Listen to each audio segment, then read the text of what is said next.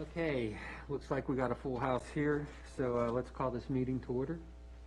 Snyder, Here. Casanello, Present. Tater, Here. Larson, Here.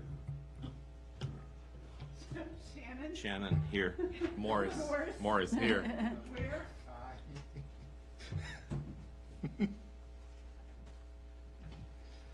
Okay, we'll start off with the Pledge of Allegiance.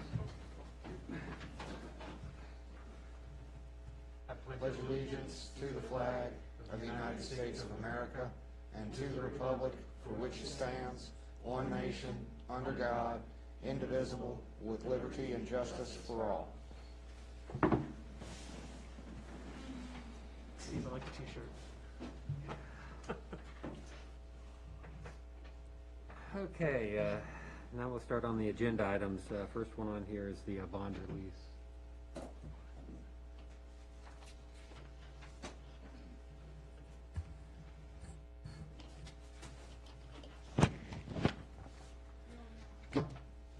No, I got it. This is for the 3 homes on Fayette Street. I know you guys had several questions, so we invited the developer here to answer questions. So basically, I'll just let Dominic come up and answer you guys' questions. Good evening. Board members. So I'm here to seek release of course, the bond. There are 3 bonds, actually. Surety bond, and then a landscaping bond, and also an E&S bond. And we completed the homes, the last one completed about 6 months ago. The other 2 were completed about a year ago, September, October. Okay, yeah, I don't know which bond it falls under, but I did, E&S, E&S? yes, sir. Yeah, I did take some pictures where, you know, the grass needs to grow, and of course, there's nothing but gravel that's dumped there. Is there any way you can put a, you know, a layer of topsoil on so that at least the grass has something that it can start rooting into? There's one section that tomorrow morning, just to help corral the owners, that I said I was gonna rake out some of that gravel, that surface. It's not my fault. I'm gonna put topsoil and just seed it. She'll have to water it, of course. I'm not gonna do anything more to the lawns or any of the lawns because they are lawns that are to be maintained by the homeowners. The middle house is, I guess, the biggest one. That's the one I'm gonna do that for her. They just have not kept the property up. As far as the lawn, I have multiple pictures. I can send you emails today. You can put it on a screen. Where the lawn, at times, it's this big. If you go back there right now, unless you did it yesterday, it's around the fence. They had mice in the home because they had lawn, you know, their grass was growing up around the AC units, under their deck. You know, the eldest daughter, she's the one taking care of us. She's really nice, and she's the one communicating. All of them are nice. I have no problems with any of them. But I set them up, actually, when they moved in. I said, look, I have a guy, a service, who will mow this starter lawn for you. And $45, $50, and they didn't want to do that or pay that. And it just kept on. And I mean, over the last year since I've had them move in, it's incredible. Like I said, if I send you pictures, you will not believe it. And so the town's E&S inspector, which you have on retainer, they give us an inspection at the point where it's 80% complete. It's 80% germination or what have you. And at that point, we take down silt fences, you know, no more inspections. We have a sand the grass 80%, and we have a, you know, written inspection to that effect. Since I submitted the as-built and the release for all this, which was back in April, apart from, and I understand this, apart from needing a board member or not having a quorum or then a question, I mean, it's gone on since I, you know, submitted this as-built back in April. I'm going to take care of the one section right to the left of the driveway of the middle house when you look to the left of it. but I'm not gonna do any more on this, of that property. And the other two properties, they're fine. In fact, they mowed the culvert ditch in front, which is in the right of way, those other two neighbors. The middle one is starting to do it, but until recently, and when I say recently, I mean like maybe 3 weeks ago, they didn't do that. And you know, when you have grass that grows and grows, and no one takes care of it, eventually those roots kind of grow and grow. But fortunately, it all drains good. We have an as-built that shows that in the limits of disturbance, you know, and that's not for me to look at. And I mean, I've been there when it's rained, after it's rained, and everything's draining, no major ponding water of any sort. But it's not really for me or anybody else really other than an engineer to really say, hey, let's go out there, take shots. And when we have that as-built that was submitted back in April. Since that time, the town engineer, and I think Emily, there's nothing else really as far as feedback that we needed to do. So like to be here today since April and say, okay, now we have this problem with that problem, you know, I think everything's fine. But I am going to take care of that one area, because even though she did not water it, when you don't water, then rocks do come up. So I said, I'm going to take care of you to do that. So that's actually set up for tomorrow morning. Okay. You know, all three of these properties, they have to be watered. You know, the straw was raked out, and, you know, which they've done. The other two properties, and you can see the difference. Just go to 6675, go to 6655, and then look at the middle lot. Now, when I was talking recently to the last homeowner who moved in, he was saying, he kind of concurred, and he even said, well, yeah, if they're having mice, then eventually what's going to happen? I'm going to have it. So it's a difficult situation when somebody doesn't want to take care of their lawn. Right, well, my only concern is the gravel, and I did take pictures and give them to Emily. I don't know if she passed them on to you, but it did kind of show that even if no grass was there and there was any type of erosion and rocks do pop up, there's definitely a substantial amount of rocks there. It doesn't look like there was anything laid on top Okay. for the grass to try. And that's all I was looking at doing is we gotta start these homes off with a ground surface that they can at least attempt to grow grass on. And so that was my only concern. Is this the middle home to the left? Yeah, the middle home to the left, I don't know if I I think saw that that. was mainly all of it. Emily's got my pictures and some minutes I put together on that walk. Okay. Is that mainly where it was? Is that where Yes. we're okay, yeah. Actually, you know, it's funny, because actually we're doing that tomorrow.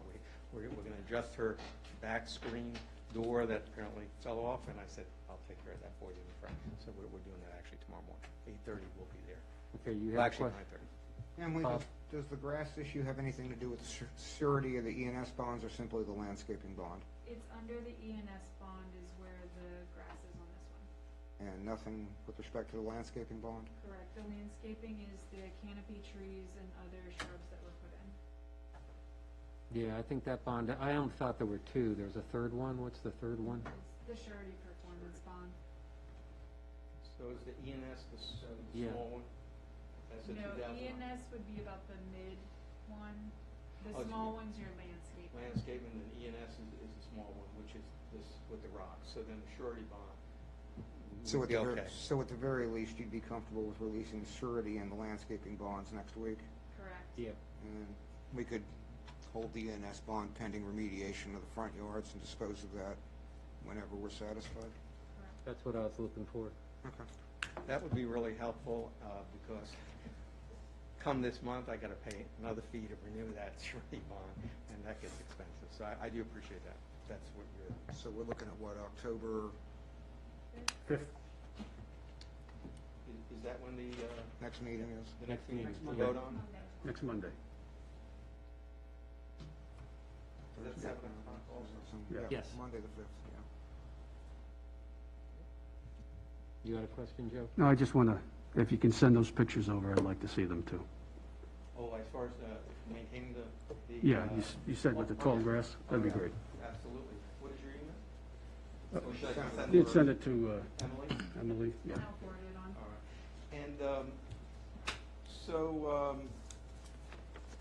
can I take a picture then and send what we've done tomorrow to Emily, and would that suffice? Because, or do we have to wait until the next board meeting to see, to stand the grass?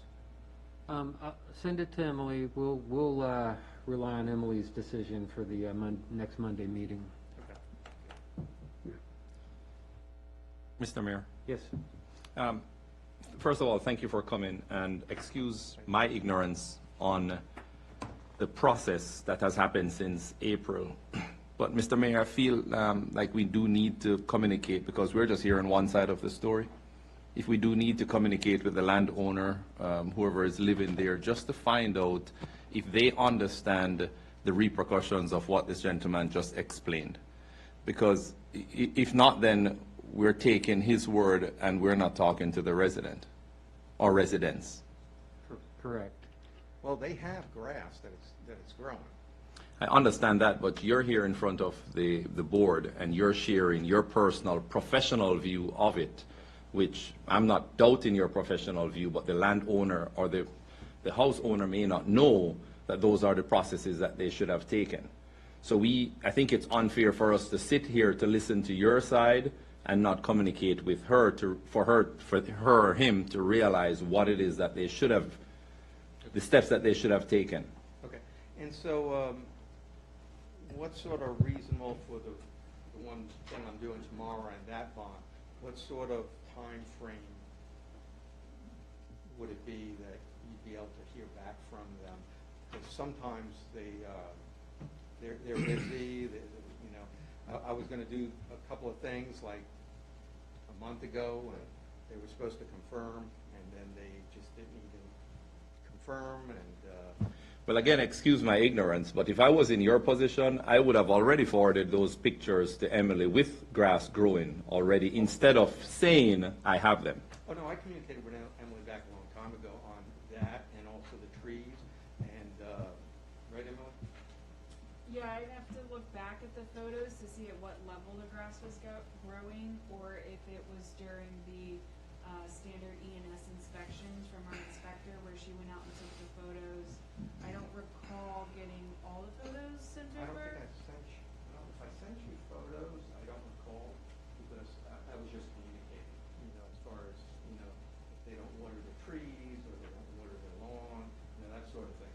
So I'll send you, you'll see that these photos are not from the time of, you know, right after moving. I mean, they're recent photos. I'm hoping in one of the photos, the next door neighbor, that home would be in there. That would be 6655, because they moved in 6 months ago, and this homeowner we're talking about moved in a year ago. So that would show. That's true, but we had extensive discussions on this. We delayed it because we wanted to see it for ourselves, especially with the rainfall that came. And I didn't hear anything at all concerning that grass was there before and it died. That would be a different conversation. If grass was there before and it died, what we looked at and what we saw was a stone heap. You know, grass would not grow on what we saw. On that one section? Yes. Yeah, and So- we'll take care of that tomorrow. So. Mayor, if I could, couple things. There was grass there. I walk by it every day. Tracy lives across from it. There was grass there. It wasn't good grass, but it wasn't taken care of, number one. Number two, if there's a code that they cannot park in that area, we need to enforce that. They park on that land where it is when they have parties. So we need to, you know, I don't know if there is a code on that, Chief? If, I don't know about the code, and I don't think there is, but I noticed that street gets very narrow when there's cars. they park on that in section. their yard. You're always So- going on the other oncoming lane to get around. the Yeah, corner. so if that happens, then that's going to kill anything that's there. And there was a lot of gravel, we saw that. I was there with y'all on that. But they are parking in that area too when they have their parties, which is pretty frequent. Tracy, I don't know if you've seen them over there actually up in the yard or not, but they are up there. So to me, we cannot hold the developer responsible for that type of action. Thanks for that input, I appreciate that. Okay, any more discussion?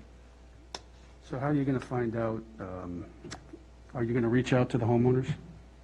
and just at least follow up on the request earlier. Directed to Emily. Oh, yeah, I'm sorry, Emily. Sorry. I'm sorry. Yes, I can reach out to them. I mean, I can write a letter and put it in their mailboxes. I do have one of their phone numbers, so I can call them. Right. And I'll probably be able to get in touch with most of them this week. Yeah, The one house is very responsive, so, we hear this word a lot, due diligence, right? yeah. So let's do our due diligence and just reach out and see if there's any feedback. Have you gotten any complaints from the homeowners on anything? No, Prep, the one in the middle, she acknowledges basically the situation with her grass. I mean, this is not the first time I've spoken with her. I've said it every time that I see her, have to meet, and you have to take care of the lawn. You know, even with a lawn that's here, I mean, you still have to keep your starter lawns, you know, watered. Right. You know, I think we had about 75 degrees today. I mean, but they've been around a while, that grass. But I mean, they never watered the lawn, and we actually leave hoses for the homeowners. So it's just a matter of she and that family's in a difficult situation. They're putting it on the kids to do, at least from what I can see, because I deal with one person there, and she was mowing the lawn herself, and I said, you know, I have somebody, you know, I mean, to weed whack that whole fence in that third of an acre, I mean, that's a lot. I mean, unless she did it yesterday, you all can drive by today and look at the fence, and you'll see. There was, earlier this week, or was it last week when I was there, in the back left corner, there was a weed against the fence this high. We're talking, you know, 2 feet high. And they had mowed it at least, everything, but it's a lot of work for anybody, really, let alone somebody who's busy with work and school and such. Right. Thank you, Mr. Mayor. So and the other two, just so that you know, the other two, they're fine. They take care of their lawns. They even mow in the right of way, you know, the ditch line. I mean, you look at that, you don't see any humps or anything. I mean, they're good. And you will noticeably see the difference between the middle lot and those other two lots. And I think that's going to be your biggest, you know, sign today if you were to go out, let alone pictures I'll send you. Yeah. Well, like I said, my concern is the rock in that one spot. So, you know, I'll leave it up to Emily to work with you, and I will take her word on it next week when we do vote on the bond. All right. Thank you, Mayor. Board members, appreciate it. Thank you. Okay, I got the budget discussion.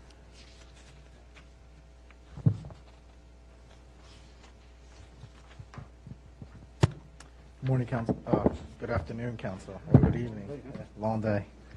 Well, first of all, I just wanted to start off. These are the actuals as of right now. As you can see, I was able to include the meals tax for the month of August. I'm not sure if there's any specific questions on the budget as of right now. Well, let's have a little discussion, just briefly. So what we're talking about is if we factor the number of days, we're right around 23% as of this report, right? Roughly. But some of the other collections are only around 17%, those that are up to August 31st. So I did have a couple of questions, but I want to throw it out to anybody who has other, no? Bob, any questions on the budget or existing? Budget or the budget amendment? No, the budget. Budget, no, I have none, I'm good. Okay.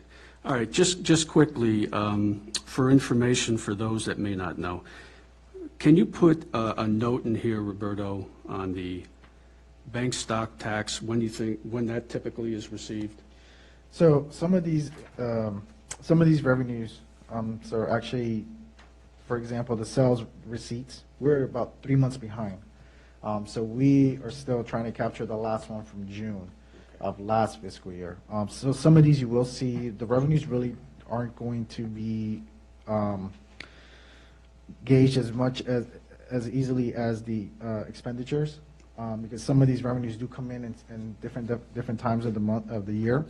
For example, the bank stock won't show up until around May, beginning of May to mid-May is when we'll actually receive those bank stocks. The next, another example, next month's actuals, you will see the real estate taxes. They will be up to date on there. And that's once a year. That always happens in October. So I can make a note as to when we can project for those revenues to come into the town. Yeah, I could do that. That's not a problem. Kind of like the business license tax, we don't get that till end of April? Yeah, typically? so typically, you'll see it at the end of April. Most likely, we'll see it in the financials, the actuals for May, because it's up till, they have till April 30th to submit their renewals. So typically, we won't see that. By the time I do the report and we do our work session, it'll probably be a week before that happens. I think it's important to note that this is going to be amended, right? I think we're all aware that this is, I'm sorry, Bob? Significantly amended. Significantly, right? But just be aware of that when you look at this budget, it's going to be amended, and there'll be a lot of changes that you saw last week. So I put some notes for myself. That's okay. A lot of this is going to be amended. I did have a question about one of the areas, Washington Street Realty. That's shown at 10%. Yes. And it should be closer to 24, 25%. So that is due to an abatement for 2 months. They renewed their lease, prior council, and they requested for a 2-month abatement in order for them to do some work, interior work. At no cost to the town other than that. But they have started to make their payments. Okay, so that means that number's going to always be low for the year? Yes, it Okay. will be, yes. One thing, though, that we are talking about, I guess, too, is right at the end, on the very last page of the budgets, you will see that we actually split where the CARES Act revenue is coming, so it's not a part of the budget, but yet it's still accounted for. It is actually under the other income and expense. So we'll still account for it in the budget, but we're just trying to keep it separate. This is something that our financial liaisons requested to do, which was perfectly fine to do so. We're going to keep it, track it separate, so it doesn't offset that number for the operational budget. That's my only questions. Thank you, Roberto. Appreciate it. Bob, public hearing notice for the CARES Act amendment, has that been published? And Yes. okay, so we're good for that for next week, and then you're going to publish the notice for the more all-encompassing budget amendment for November? Yes, I think that's what we agreed on, yeah. So I think we'll have that discussion next week. Correct, yep. Okay. We haven't significantly altered it since last month, I don't think. The amended? We haven't amended the proposal much, if at all. No, we have to also include that second tranche. That has to get included in that. Wasn't that It included in the first one? has been included. Yeah, in the amendment, yeah. In the amendment. Yeah. The only thing that may change a bit is actually the VDOT project, just because, as you guys were made aware, we did find that addendum that was signed in May increased how much grant money we can receive. Speaking on the topic, though, we are coming up to the point where the town is actually going to start paying out of pocket for the completion of the project. But as of right now, though, the town has been reimbursed significantly. As of right now, with including the new invoice I just submitted, the town will be reimbursed $333,674, which roughly leaves about $68,922. That's also taking into account at 10%, that the final grant is only for 90%. The remaining 10 will be out of the town's pocket. But we are reaching that threshold where we're beginning to start paying out of pocket ourselves to complete the project in the coming months. That's the only thing we're amending due to the fact because I was made aware too that I had asked RDA, the architects, engineers, that due to the additional work with the Columbia gas line, there may be additional cost. But we also do have some contingency money within the total scope of the project. Hopefully, that'll help offset that additional cost for that.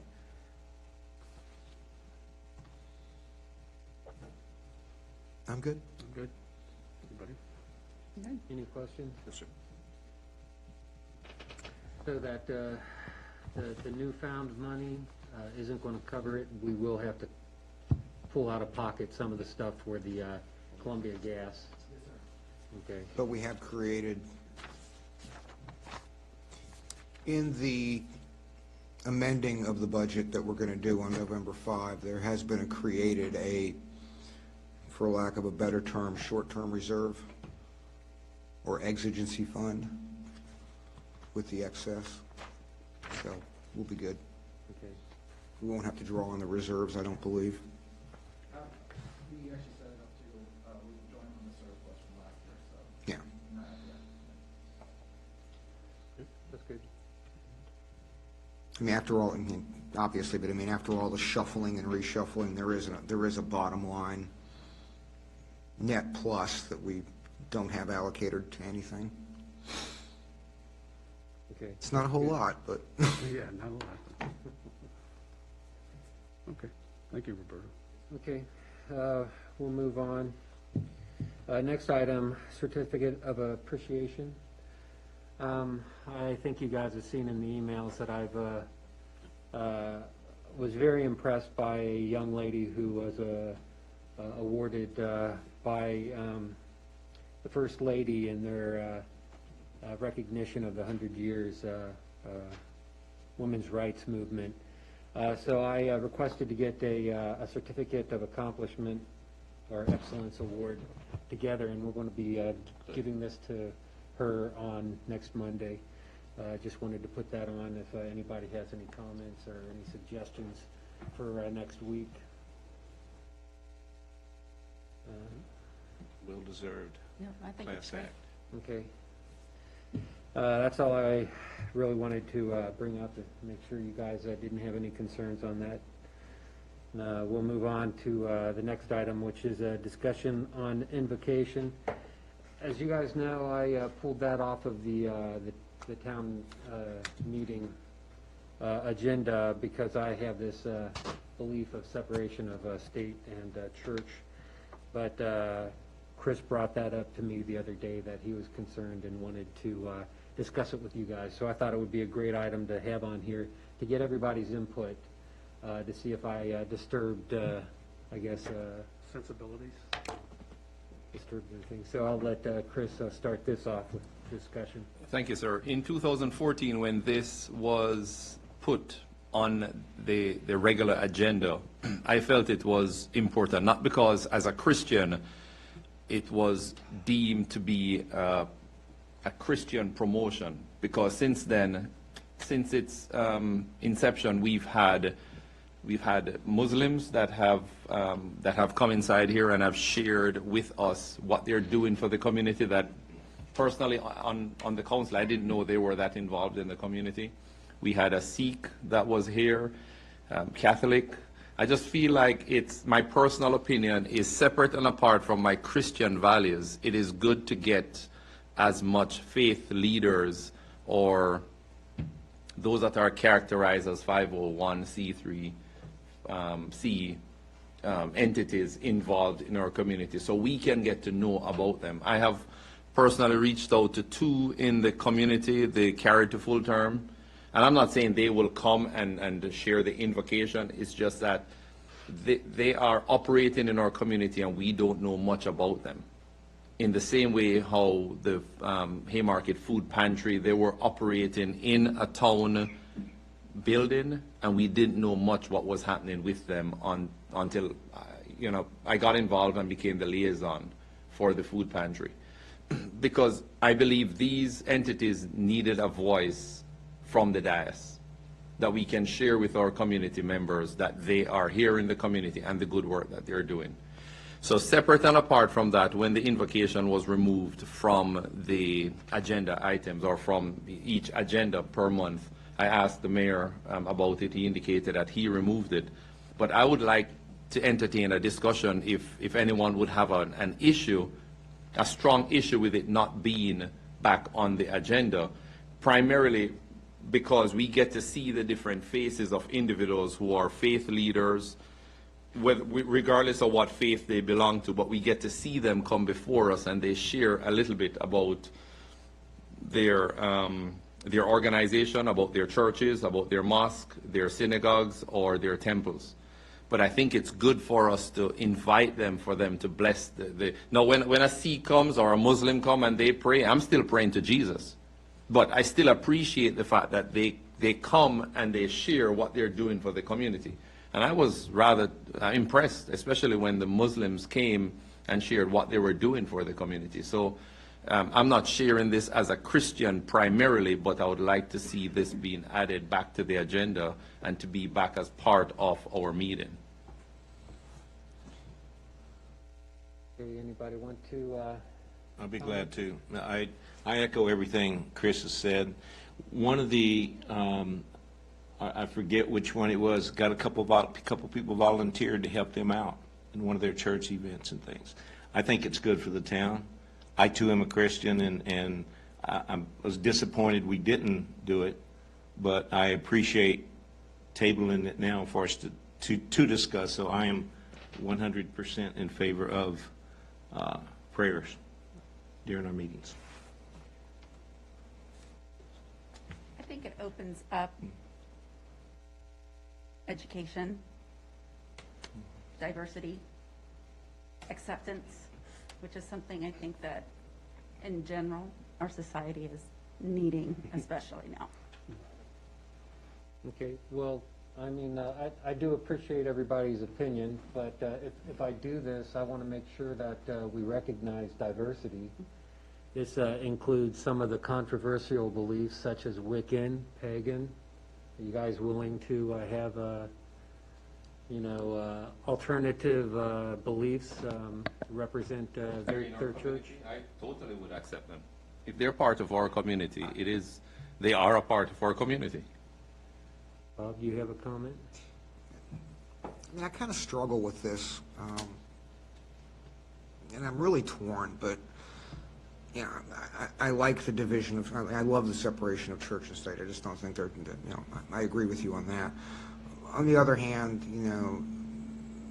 there's an optics issue, there's a, broadening of horizons, there's, learning from others and all of that. But having watched a variety of jurisdictions struggle with this for a variety of reasons.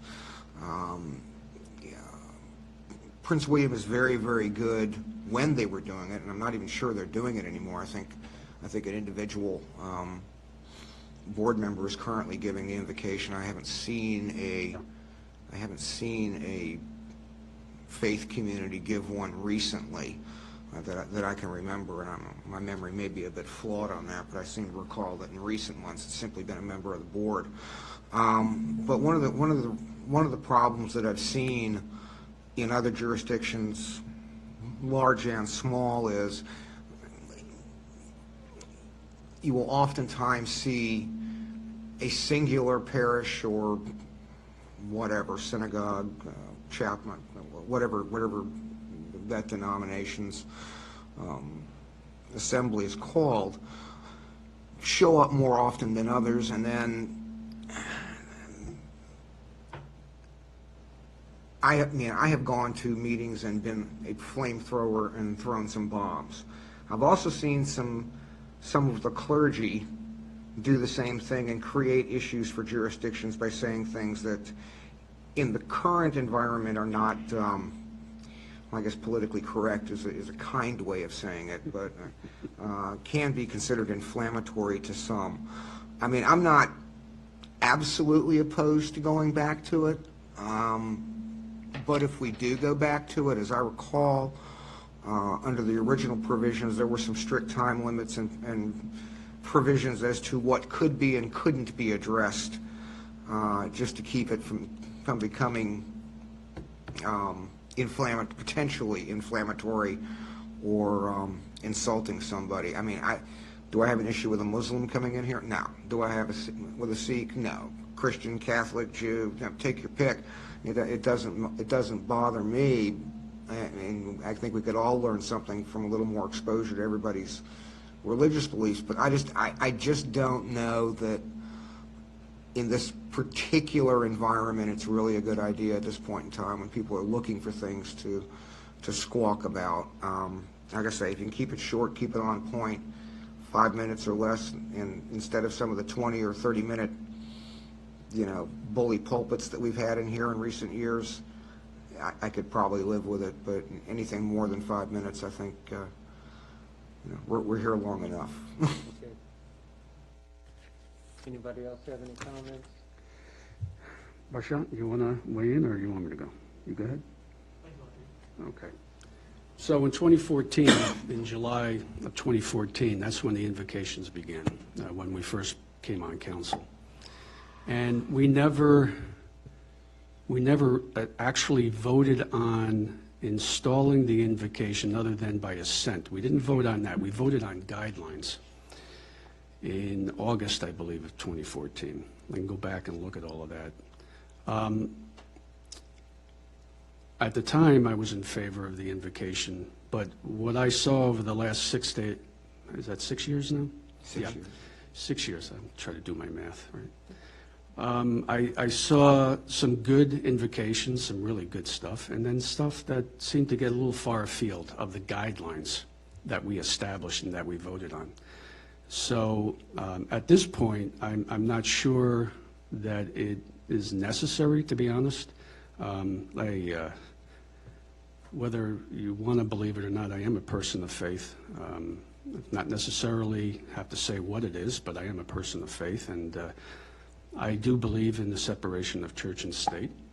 I understand that. It might not have been actually said in the Constitution or in other documents, but it certainly was the belief of Madison and others in our country. And they were very religious people too, extremely religious.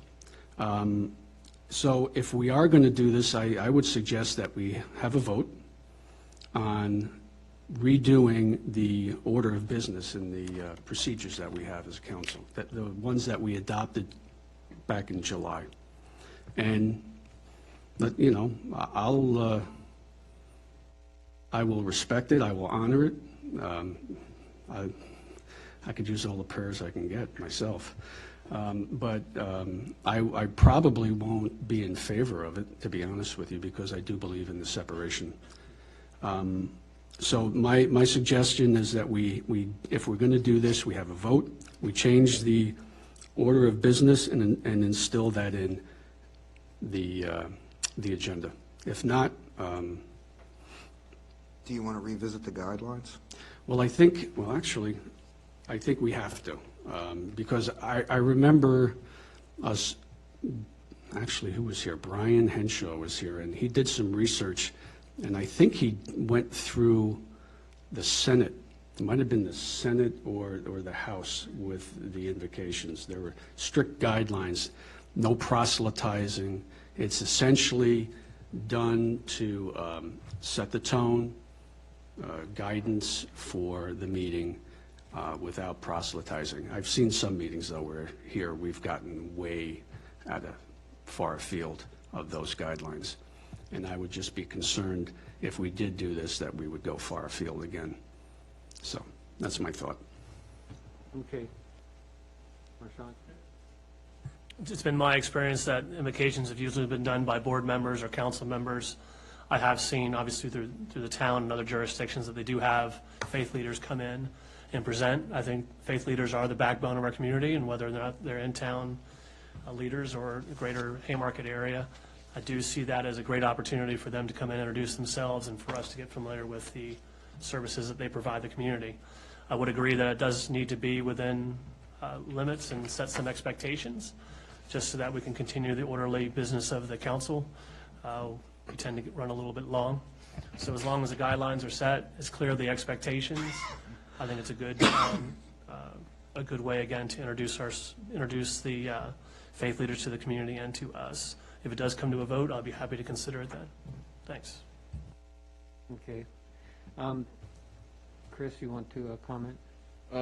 All I was going to say is, based on you guys' statements, it sounds like next work session, we should provide the invocation guidelines for your review and then move forward from there, or? Can you send it to us before that? So Yes. that we can review it and be ready to discuss it at the next, next work session. Absolutely. That'd be great, okay. Yeah, look at, I think we did something in August of that year, August 2014. So it should be probably in the agenda packet somewhere in there. Your memory is good, man. August or September. No, because I remember when we first came in with the new. Mr. Mayor, if I could just say one more thing. In the 3.5 years I've sat up here, I've only known one time where somebody kind of went on.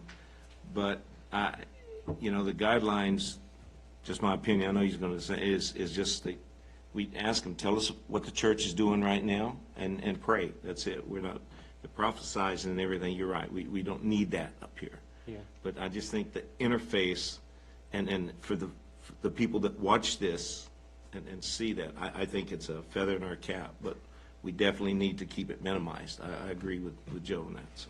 Mr. Mayor, I feel like this council has a better balance as far as to offer that check and balance. In the past, I can say that there hasn't been that much check and balance amongst council members, but I see that with the variety that we have, with the differences in personalities and personal beliefs, we do have that check and balance, and we do have a mayor who will, I'm not sure as yet, but I'm hoping he's not afraid to say, hey, you have 2 minutes. Yeah. So you haven't proven yourself as yet, Mr. Mayor, but I do think you have it to bring those guidelines that we decide upon. Okay. Everyone good with their comments? My direction, we won't have invocation on next week's meeting. It is open for comments for citizens to come in if they want to bring it. But my entertaining of this will be giving them the same respect as citizens' time for a business organization. So I would be looking at something for 5 minutes, and whatever the discussion we'll have on the guidelines will probably be what we'll set. And if then we vote and it's voted on by everybody and the majority is that we do have the invocation, then we'll go with the rules with whatever we've put together at the next work session. Just one request. Mhm. When you say 5 minutes, can you say 5 minutes or less? No, I'm kidding. No, that's not a bad joke, but that's the truth. Even with that, I think 5 minutes is way too much, honestly. You got to give them the same respect as if you give a business who's coming in for citizens' time, I feel. So if we do it, I would give them 5 minutes, no more than 5 minutes. It's a long time, but okay. Okay, I think that's good. We'll move on then. We'll go to the Town Center Master Plan. The reason this is being brought up is because now that we got the streetscape moving on Jefferson Street down to Cupcake Heaven, and with the construction that's about to begin over across the street, we need to figure out how we're going to shore up the rest of the walking piece of it. And Marchant said, well, we've done plenty of engineering in the past. Let's revisit that real quickly. So I'll leave it for Marchant to give an idea of what he was looking at using with the previous engineering specs. Thank you, Mr. Mayor. So through the 2014-2016 timeframe, when the decision was made to invest in this property as a town center, I was a town planner at the time, and along with the town manager, we had approached the council about doing some master planning, some long-range planning of both this property and the park. And that resulted in a master plan for the park and a master plan for the town center property. The town park, we simply went through the higher level planning exercise. With the town center property, we actually went to engineering and came up with a site plan. And if it's okay, I'll go, and I wanted to kind of walk through the council some of the key elements. This wasn't to rehash the merits of it. It was simply to say, remind the folks that we have a shovel-ready project on the books that we can easily mobilize and carry forward should we choose to do that. With the hotel coming in, which we'll get the debate or get the update later tonight, with the demand there's going to be for outdoor space, post-COVID. Just, again, familiarizing everyone with the project. This, I went ahead and just color marked up the master plan, and I'll walk through the elements if that's okay.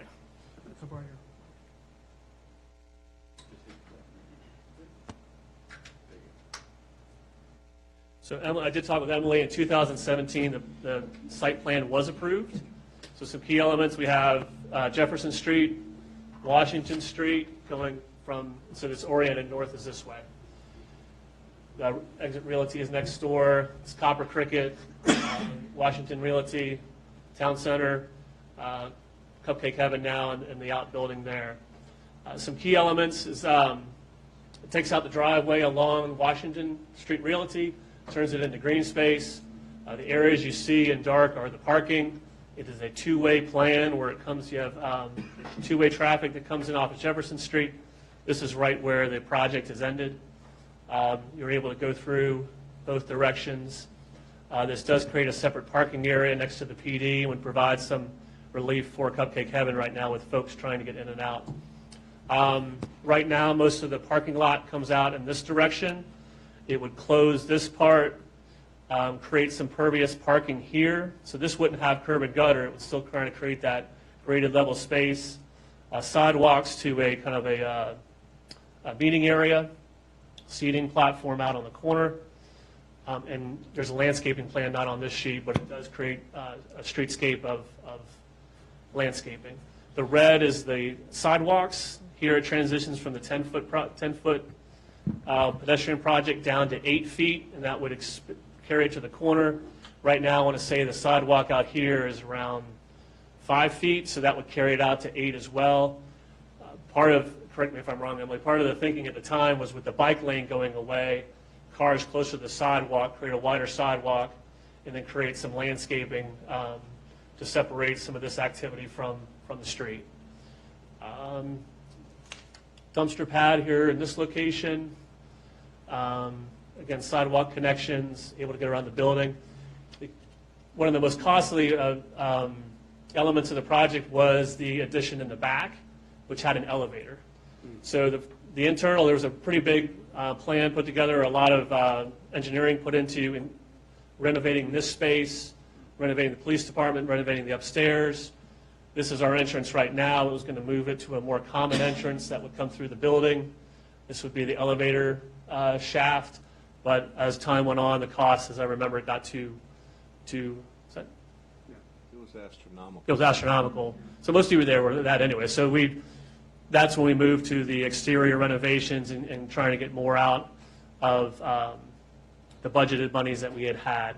So the reason why I bring this up again, this does, you notice how the sidewalk tapers. This does expand the intersection to allow a center turn lane similar to what we have on Washington Street. And the hotel project picks that up on the other side. So having this engineering plan in place, so we go ahead and execute it for no other reason than to create that, create the pedestrian connection. We do have those engineer plans already on the books. Did I say that correct? So. Yeah. I think the only thing I would add is with better utilization of the space we have, we do increase our parking from 53 spaces to 61 spaces. So that is one thing this helps us do.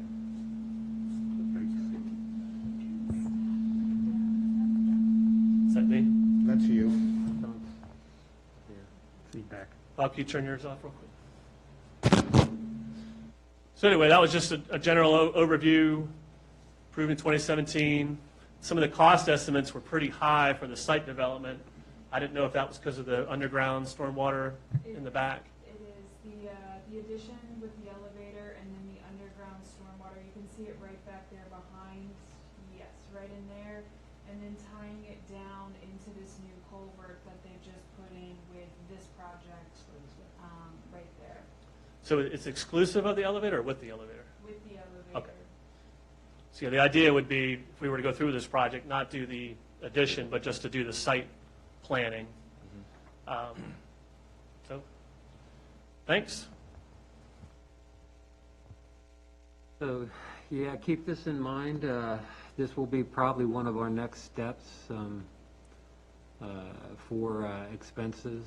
So what Marchand's trying to show here is that this has already been engineered, so we could probably cut some costs down a little bit if we continue with at least this site plan.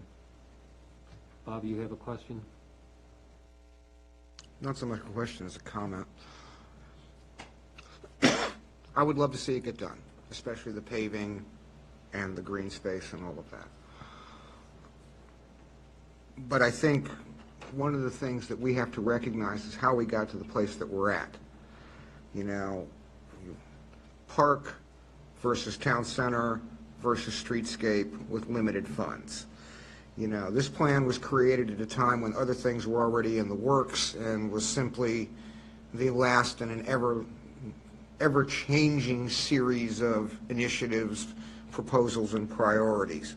And I think at this point in time, we've got to pick one, stick with one, finish one, and then move on to the next, you know. We've got an incomplete streetscape. While this was being done, we then switched horses midstream again and then started working on the park. So I think the town council as a body needs to get together and decide what order we want to handle these in. And I think we've all got different priorities. You know, I mean, personally, I would like to see the streetscape finished once and for all before we spend another dime on anything else. But I'm going to suppose that others don't feel that way. So let's determine what our priority list is, fund what we can, get one project finished, and then move on to the next. One follow-up to that was, this was simply not to necessarily make a decision on whether or not to move forward with, just to familiarize everybody with the fact that we have an approved plan on the books.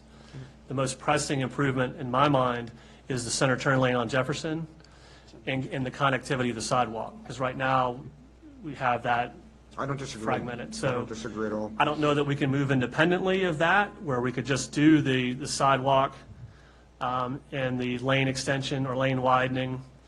But if that's, to me, it's more of improving the traffic network, finishing the pedestrian connectivity, and then revisit the rest of the master plan. I suspect we probably could do it as a separate project and then tie it into the overall landscaping and parking at a later date.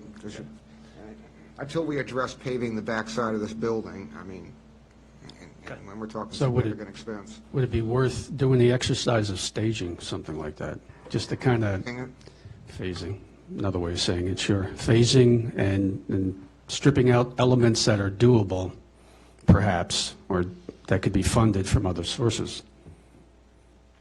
And that's my idea too. I mean, my priority is the streetscape, trying to get in the sidewalks from end to end. This helps integrate that piece of it in. If we do phase it, we can just look at the peripheral, which is what I was thinking of doing. Right. Well, what Marchand is talking, and Bob and Marchand are talking about, is throughput on Jefferson. That would help improve the throughput if we could do that. It also helps with pedestrian access on the east end of this property, but, yeah. Right. Emily? I was just going to let you know, we do have a site plan for that turn lane. That is something Katie and I took to Prince William County Transportation in late 2017, early 2018, to try to help get funding from the county and VDOT. At the time, we had to pick one project over the other. So I can get Katie to give us an update on where that's at, and if there's a possibility of tying in the sidewalk with it, just for possibility's sake, so you guys know. Who wants to ask Pete for his TRIPS funds? If he has any. We want to get the other side of the bridge done too, right? I saw Supervisor Canlin a couple weeks ago, I guess, and asked him about that. And he said it was on his list to try to punch through the site plans. The site plans have that connection. Yeah, but we're not at the top of the list. Yeah. No, but those site plans are tied to projects that are likely Exactly. to never get constructed. Exactly. Including that 4-story medical building. So he said he'd look into it, but I've not followed up. Thank you. Thanks for the time. Well, one more question. So this plan, this is fully engineered? That is Right, and we've done the PD's finished. I remember we did that 4 years ago, when Eric was here. So that's done. We're not going to do the elevator because there's nothing that really triggers ADA, I don't think, based on the percentage, right? I think that was Yes. the discussion. So, So this and the turn lane are both fully engineered and ready. and so how, I mean, I'm not an engineer, but I would think that those design drawings are good for a long time. We would just have to take them off the shelf and clean them up, perhaps update them, depending on any changes to other as-builts and what have you. You mean like a gas line? Yeah, like a gas line. The only update I know of currently on this one that would be required is the street trees. Right now, it's approved for red maples, so if we're gonna keep with what was just done, we'll need to go back in and change that. Okay. But the benefit of this is that we have a vision that, especially with the hotel coming in, what they're doing could tie into our ultimate vision, which is here that we've already have engineered. So that's the benefit of the presentation. As I say, what would the cost be to phase that part of the project? That I would have to, I've got the emails pulled up. okay. So, back in, let me pull this up. This is something that Jerry worked on. So this was back in March of 2019. There was an invitation to bid where there was only one bidder for this, and then there was a second invitation to bid in January, and they received 4 bids by March of 2019. And they varied. There was a very low one at 600, and then there's a very high one at 2.4 million. So basically, you can average of the 4, it was about $1 million. Is For what? What is the bid for? this project? The whole thing, Yes. including stormwater, everything. And the building, right? Not just the site plan, just the, I think it was just for the inside. Well, why don't we find out and then we talk about it? Yeah. That's yeah. I had pulled this up, so I can verify that. But anyway, if we're changing it, those are certain things that we're going to have to address. Same thing like the turn lane. The turn lane is going to cost separate above this, so it's technically 2 projects: the turn lane and this town site project. And just like we spoke about, is that if we do finish this section and connect the sidewalk, then it just ends at the bridge. With the supervisor is going to have to take the rest of it to get to Heathcote, where we'll still have the sidewalk in front of the park that is incomplete. And then once we finish the sidewalk in front of the park, there's a possibility we can also get a crosswalk. All right, first of all, you're all over the place. I think what the vice mayor is asking about is just this front section here, tying into the front of this building if we have a price for it. And if the answer is no, then it's no. And if we need to try to get it, I mean, if We don't could- have it specifically Okay. for the site, with Okay. no elevator, no. Okay, no, Well, let's not speculate. yes. Let's just go back and, Because it would be good, Hold on. it would be really good if you would be able to come and say, hey, to finish the streetscape right up to the intersection of Washington and Jefferson is $500,000 per se. It would be good if we have those numbers, but without incurring any expense in doing it. Because once you start asking questions, then it goes to a formal bid, and these contracts, they're not going to supply a bid unless you're serious about moving forward. but I'm not sure it's a priority at this point. Right. We've got other priorities we're working on. But as I But said. to Bob's point, yeah, though, Yes. we really need to identify what the priorities are going forward. Now, if this can be an independent project, fine, but we have to find the funding, because True. we don't have the funding True. for it. So, And the good thing with this is, as I said before, this just gives us the vision of what is already approved, which is great. So this here, what Marshawn presented, is good and superb, because at least we know what direction we're going. We want to achieve. We may not get there now, but we know that as additional businesses come on board, we can share with them, hey, here's where we're going. Can you take a small portion, 1/8 of it, and do 1/8 of it? And I think that's how we're going to achieve our goal, especially with our government agency not having a flood of income. okay. So, yeah, I think this opens our eyes to be aware of it. Definitely not a high priority, but it does interact with the streetscape. The big question is going to be, is it stamped concrete? No, never mind, that's later. That's coming up. Okay, we'll go on to the next agenda item, small business Saturday discussion. I think this Okay. is for Vice Mayor. So, in lieu of doing Haymarket Day, trying to support the businesses to the best of our ability, we were discussing a Shop Small event that would run November 14th through December 4th with a deadline of 4:30. We wanted to do a big grand prize. If you were to, we're going to put like passport-type booklets together, have them at businesses here at Town Hall and at the museum, and encourage folks to shop small through that designated time period, come in, they would, we would look at their passports. If they shop 25 businesses, then they would be entered into a grand prize.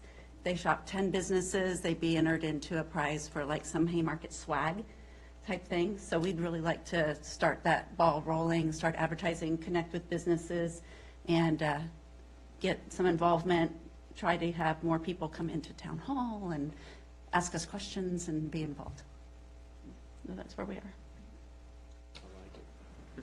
Can we use COVID funds for that kind of promotion? So we are kind of. I've got a meeting with Anne Marie with Prince William County Tourism to help with some of that advertising. And that is not part of, I guess, the focus. However, with the vouchers, which we'll talk about later, they're coming, how it looks like it would play out that would work the best is that it would actually, the vouchers would expire the same time as this event would expire. So kind of give people a little bit more incentive to go shop. So it is kind of the 1-2 punch. So specifically this event wouldn't be COVID funds, but those vouchers that we talk about later. So I'm sorry, Vice Mayor, what was the dates again? November 14th November 14th to through December? December 4th. Okay, great. And the reason we wanted to do that was so that we could announce the winner at our tree lighting, our anticipated tree lighting for December 5th. Great, thank you. What's the arrival date of our Christmas thingamajig? Christmas, yeah? The ornaments? The ornaments, yeah. October 30th. Oh, look at that. You guys planned it, didn't you? October 30th? Did you say October 30th? That's correct, yes. That's a good day. We will be starting pre-sales birthday. next week. For real? That's what we decided. I'll wait. Good. Okay. Any more questions? No, sir. Okay, we'll move on then. 14600 Washington Street update. this is just to provide an update, or to the Planning Commission liaison to provide an update with what had happened with the proper amendment in the SUP for this property. Put it in a nutshell after some extended discussion. Excuse me, forgot to turn the mic back on. I'll put it in a nutshell. After extended discussion, there was a motion to defer further consideration pending some information from the town attorney. That motion failed for lack of a second. There was subsequently a motion made to recommend denial of the proffer amendment. That motion passed. That will be coming to the board, to the town council in November, because we still have to have a public hearing. We have to publish the notice for it. With respect to the accompanying SUP, that's been deferred until the November Planning Commission meeting, pending disposition of the proffer amendment. So it's in stasis at this point. Okay, any questions to Bob on it, or comments? Questions?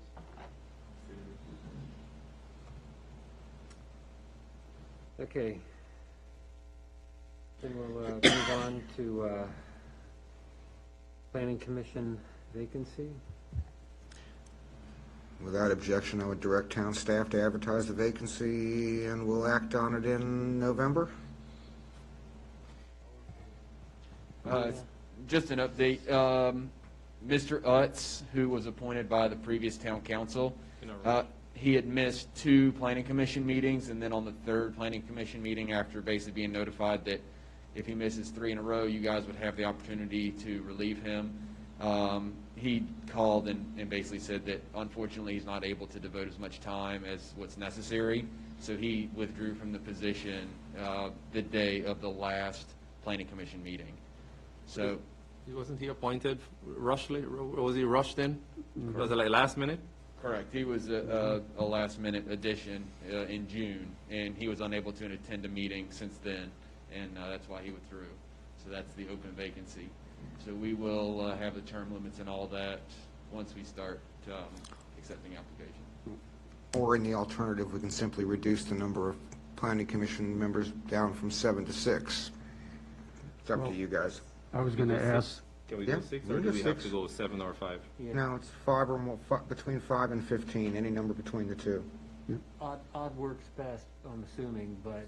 Especially if we can Bob is still- there, odd works, but. yeah, so I have a question. Do we have any other candidates that put in or requested to be on the planning commission that may be just standing by?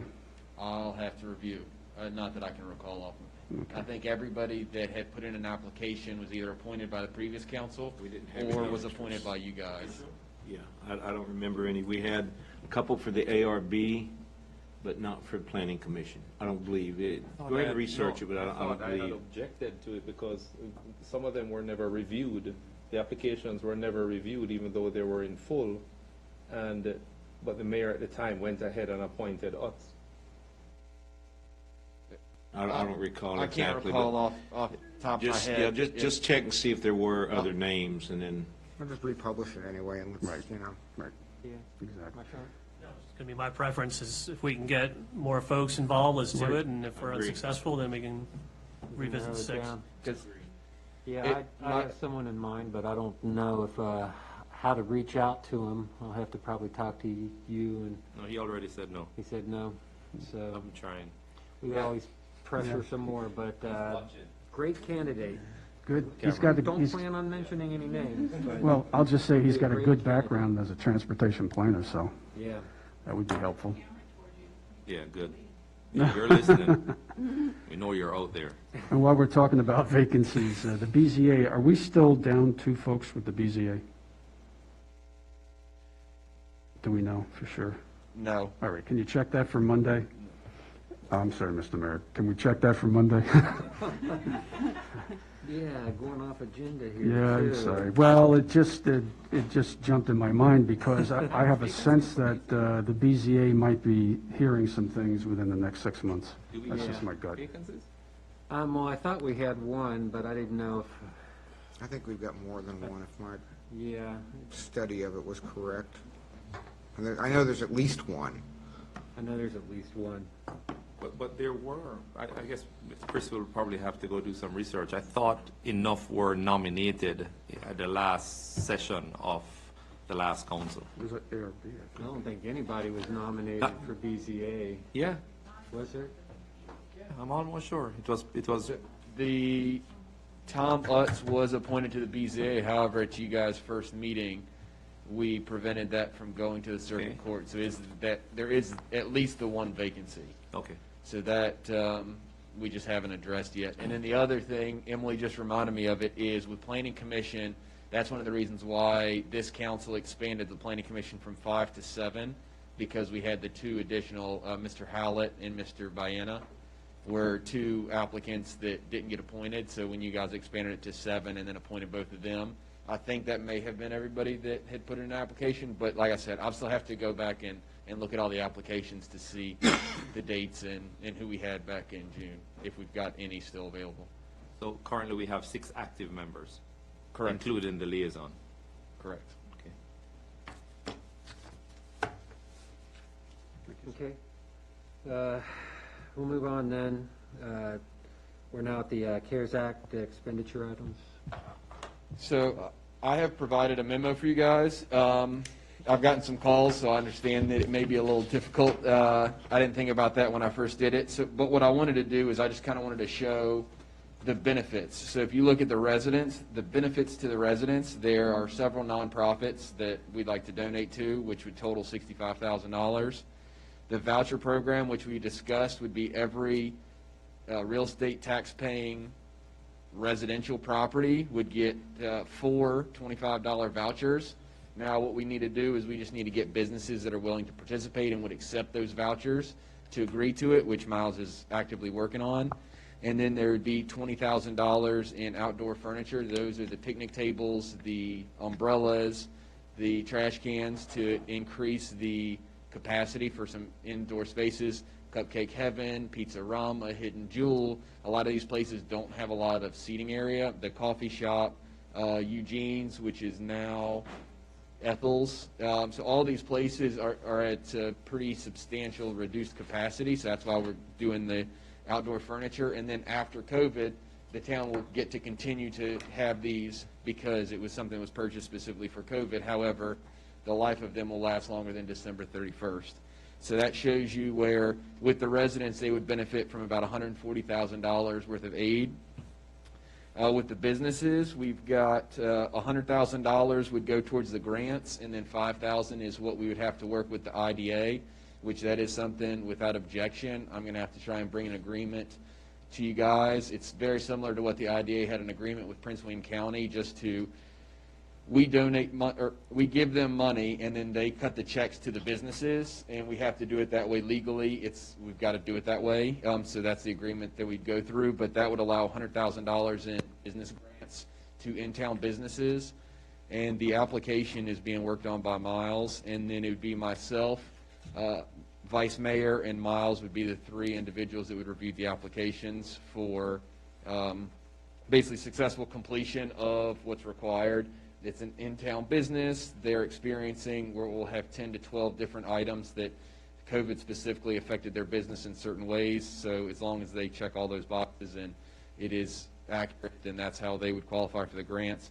The vouchers, the same thing. The reason why this is twofold is because what would happen is the residents are going to get the vouchers, and then for qualifying businesses or businesses that are willing to participate, the residents will then go use those vouchers at those businesses.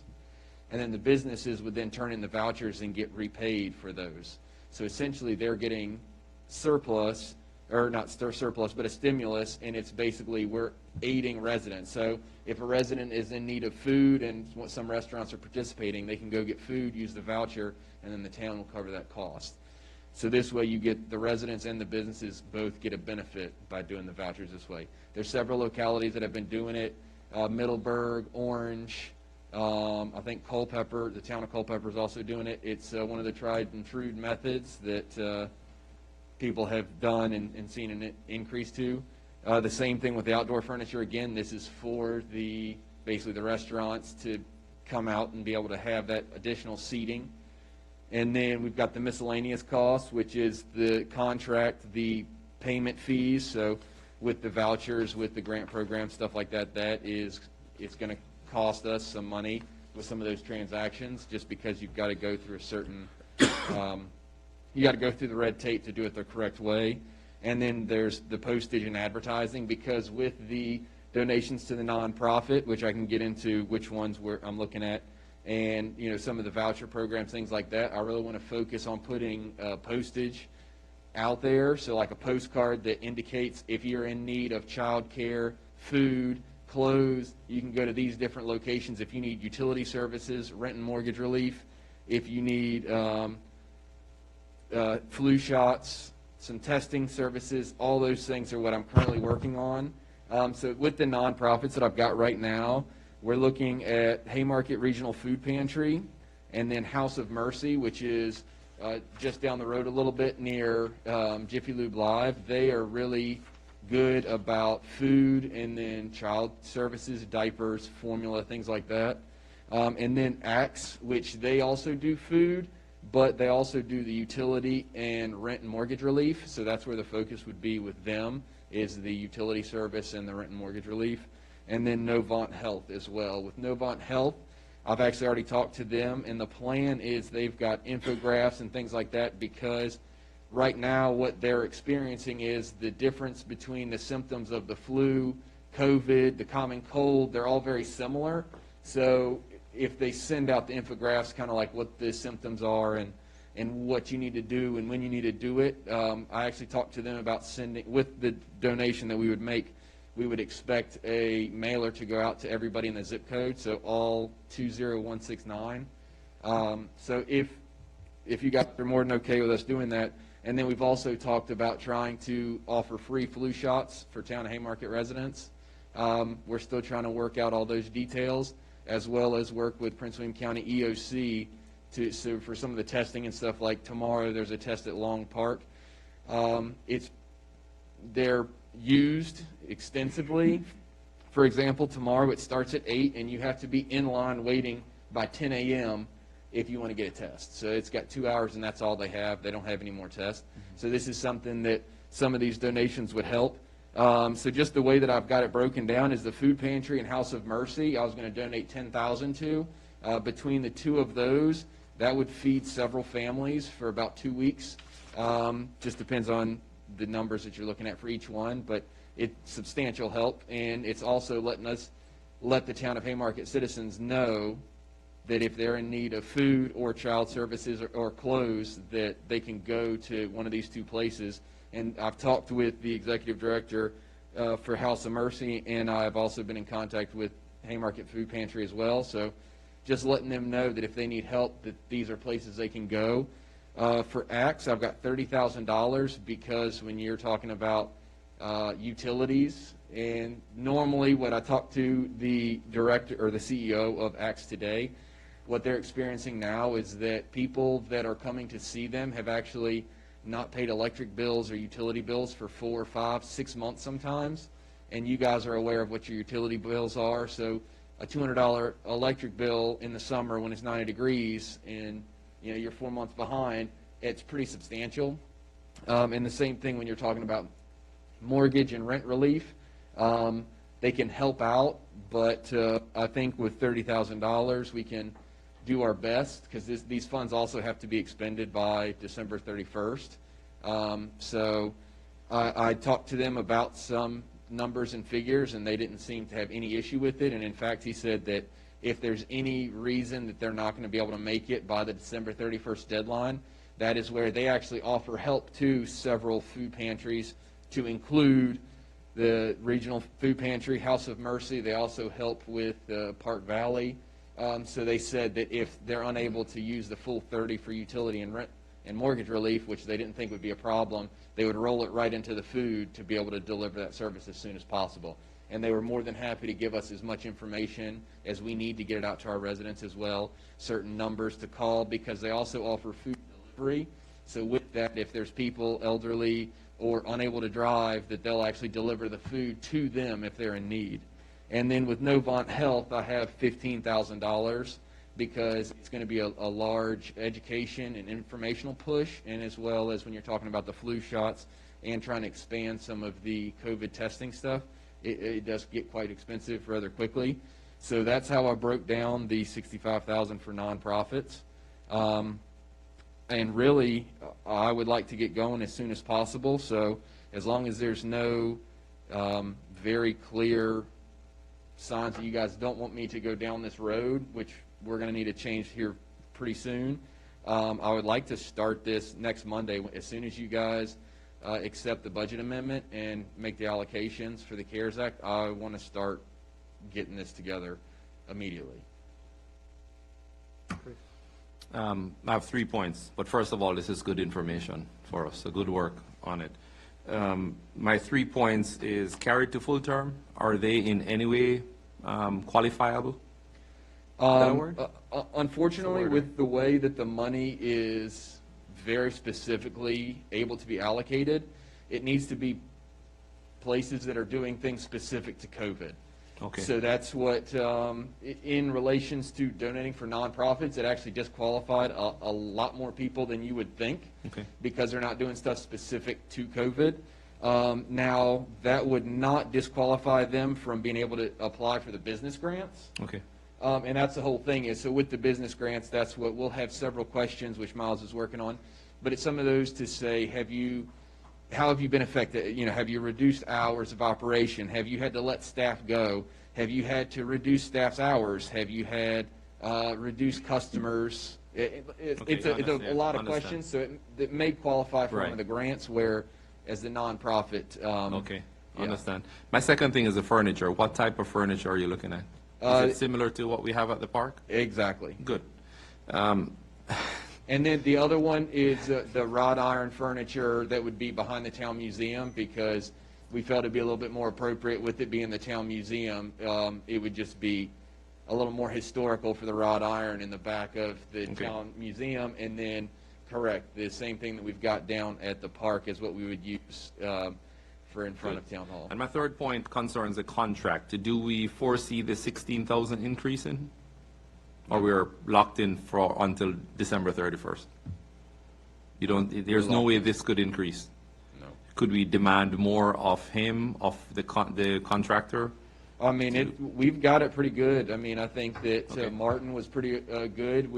We're holding a portion of it until we get a good audit, until everything's cleared up.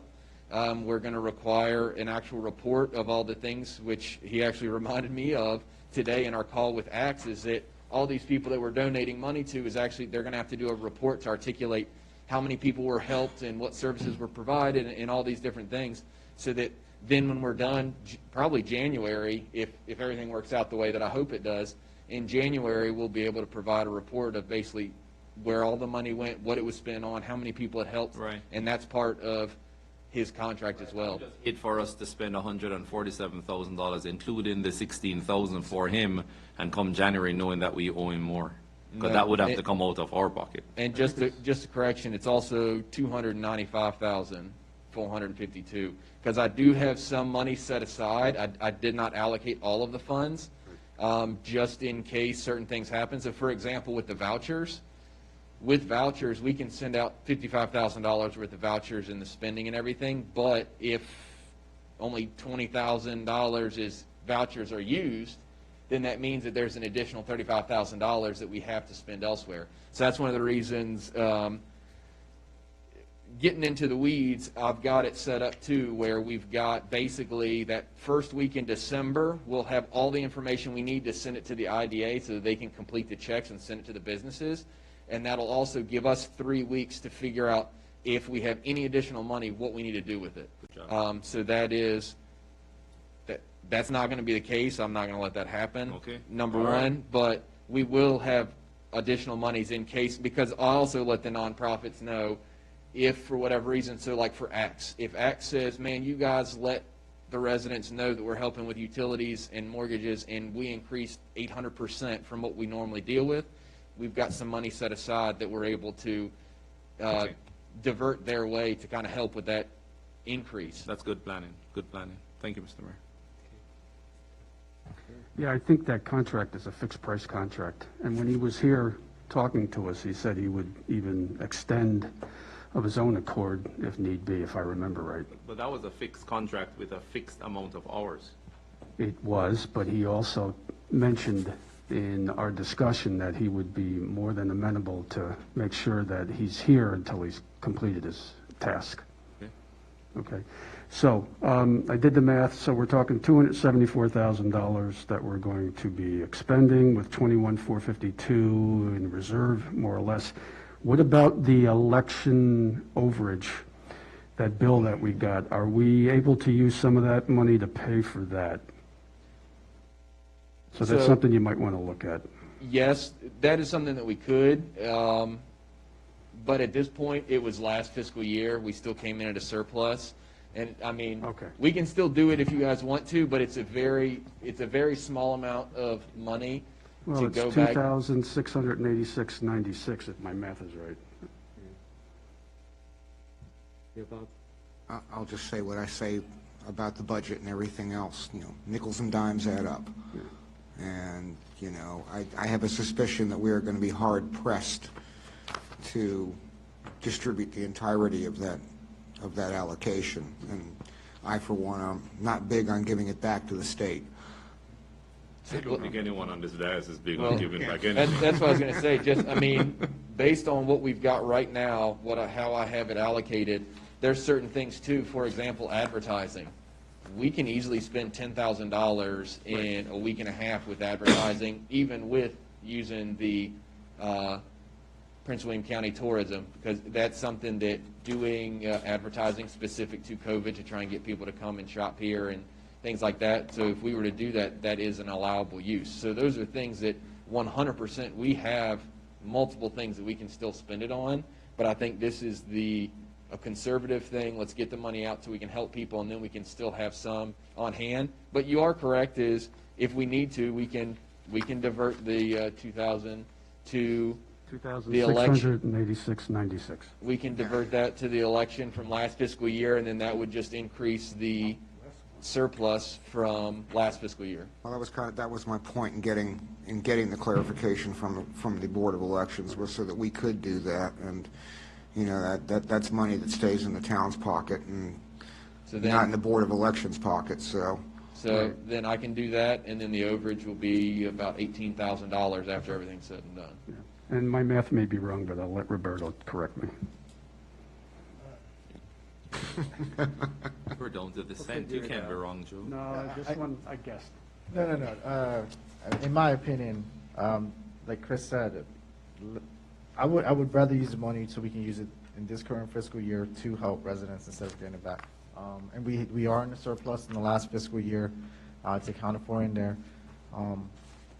In my opinion, I agree with Chris. We should probably just focus on using the funds to help the residents and the businesses this fiscal year. It's easier to track it for the audit as well instead of spreading it out. Now that we haven't spent any other money on last fiscal year and it's done, because we don't have it accounted for last fiscal year because we really didn't get it until this fiscal year. So it does cause other complications for auditing and stuff like that. So that's one of the reasons why that was not a suggestion of mine. But like I said, if you guys want to do that, we'll absolutely do that. It's just...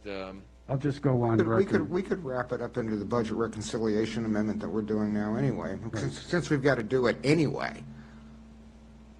But I just have a hard time believing that we're going to reach that full expenditure of funds. I just, between now and December, I just don't think there's enough time.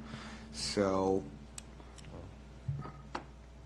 I'll just go on record saying I would recommend that we go that way. We use the COVID money because it is COVID related, I think, and I think it qualifies. Well, I got the email from the Director of Elections that indicated the additional price was because of the... and it qualifies as an unbudgeted expenditure, yeah, due to COVID. It's also on the invoice, I think. Oh, they actually issued us a corrected invoice like that? Chris, I was just going to recommend if you can expand a little bit in the final draft for the council meeting, maybe just a quick paragraph on the nonprofits, what your kind of explanation you gave tonight. I do apologize. I actually had a meeting with Axe and Novant Health today because it's just been one of those things trying to get a sit down with everybody. So that's why I did not have that included. But yes, I will update that tomorrow, Wednesday. It's a good summary, but I think if someone's reading the item, they can get a sense of a little bit more detail of how the voucher program would work, what the nonprofits would do with it. For instance, the utility discussion. I think that'll help people that might be interested and might benefit from it. That explanation may help. Well, and that's also the postcard that I was talking about. We'll have a postcard that gets mailed out so everybody knows as well. So yes. Not much, just a paragraph or two, kind of expand on. Thanks. Thank you. You good? Okay, we'll move on to the 2021 calendar. Good job, by the way. That's a good way. Haven't we already covered that? I just need a yes or no, because with the budget amendments, we have cut printing costs, and it cost about between $3,000 and $4,000. Has a lot to do with type of paper you go with and mail outs and stuff like that. I just need to know if you guys are interested in having one. Oh, I thought there was a calendar of our meetings discussion. You're talking about an actual paper calendar. Okay. I was wrong. Oh, you mean the self-promotional thing? No, I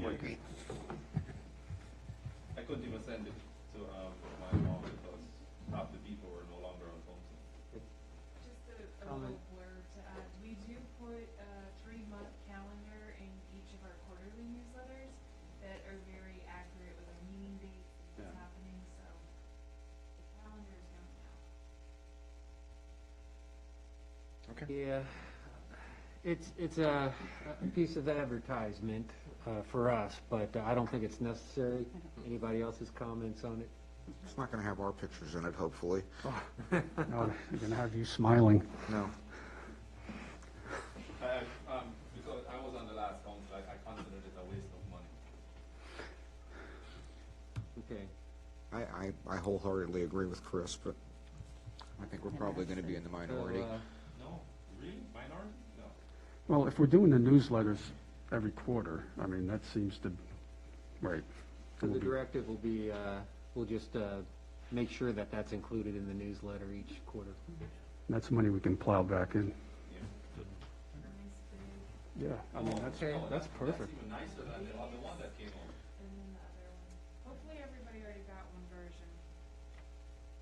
Yeah. Yes. I'll deliver personally. Okay, we'll move on, sidewalk discussion. A definite no. That's no. Now, this is something that I asked for just because of how expensive the brick is, just an option that we can do. Chris, if you could present what you found out.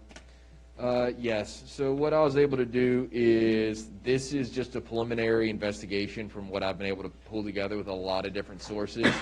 I ballparked, it's probably between 4 and 6 different sources, just because some of it's, contractor websites, how expensive is it gonna cost me type things to figure out the price per square foot. So as you guys can see, what I did is I calculated our sidewalks. They're 4 foot wide, and I calculated it as about 30,000 square feet, which essentially that is about a quarter mile each way, so each side of the sidewalk plus 4 feet wide, so that's where I got about 30,000. And then you've got the installation cost right there for stamped concrete, stamped asphalt, and the brick sidewalk. And then annual maintenance cost, what I did is, this is actually the same way that the city of Fairfax does it, is their annual maintenance. They take the overall square footage of sidewalk that they have, and then they divide it by the farthest lifespan, because they actually have concrete sidewalks, not stamped concrete, just concrete sidewalks, and they have brick sidewalks. And so what they do for the brick is they take the square footage of the brick sidewalk and they divide it by 40, which is the highest end lifespan. And then for the stamped concrete, they took the square footage and they divided by 50. So I ended up doing the same thing for the stamped asphalt as well. So that provides you with the annual maintenance cost. And then what I did is the cost per lifespan is I just split. So for stamped concrete, where it being 30 to 50, I put it to about 40 years, and I just kind of average it out, so the cost per year of lifespan. So I just had the installation cost plus the annual maintenance cost running for that 40 years, and that's how I got the price. Like I said, this is all preliminary. This is just something for you guys to look at and kind of see. I would need to get, professional contractors out here that do it to get a really good price, but this is something that I was able to put together for you guys. This is up for discussion just to see, what direction we would like to go with the streetscape. If we think that it might be best for us to venture into stamped concrete, stamped asphalt, or continue with the brick.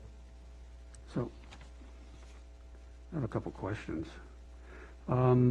So the 3 major developments, Chris, you're talking about are Melodon, the hotel in Van Meter, are those? Am I Correct. right? Okay. And that's about 20% of the total? Correct. Okay. So I did I think it would be helpful just kind of breaking it out on pros and cons too. What you have here is really good. So just looking at it, I mean, on the face of it, concrete seems to be the stamped concrete seems to be the way to go. It's half the cost of brick.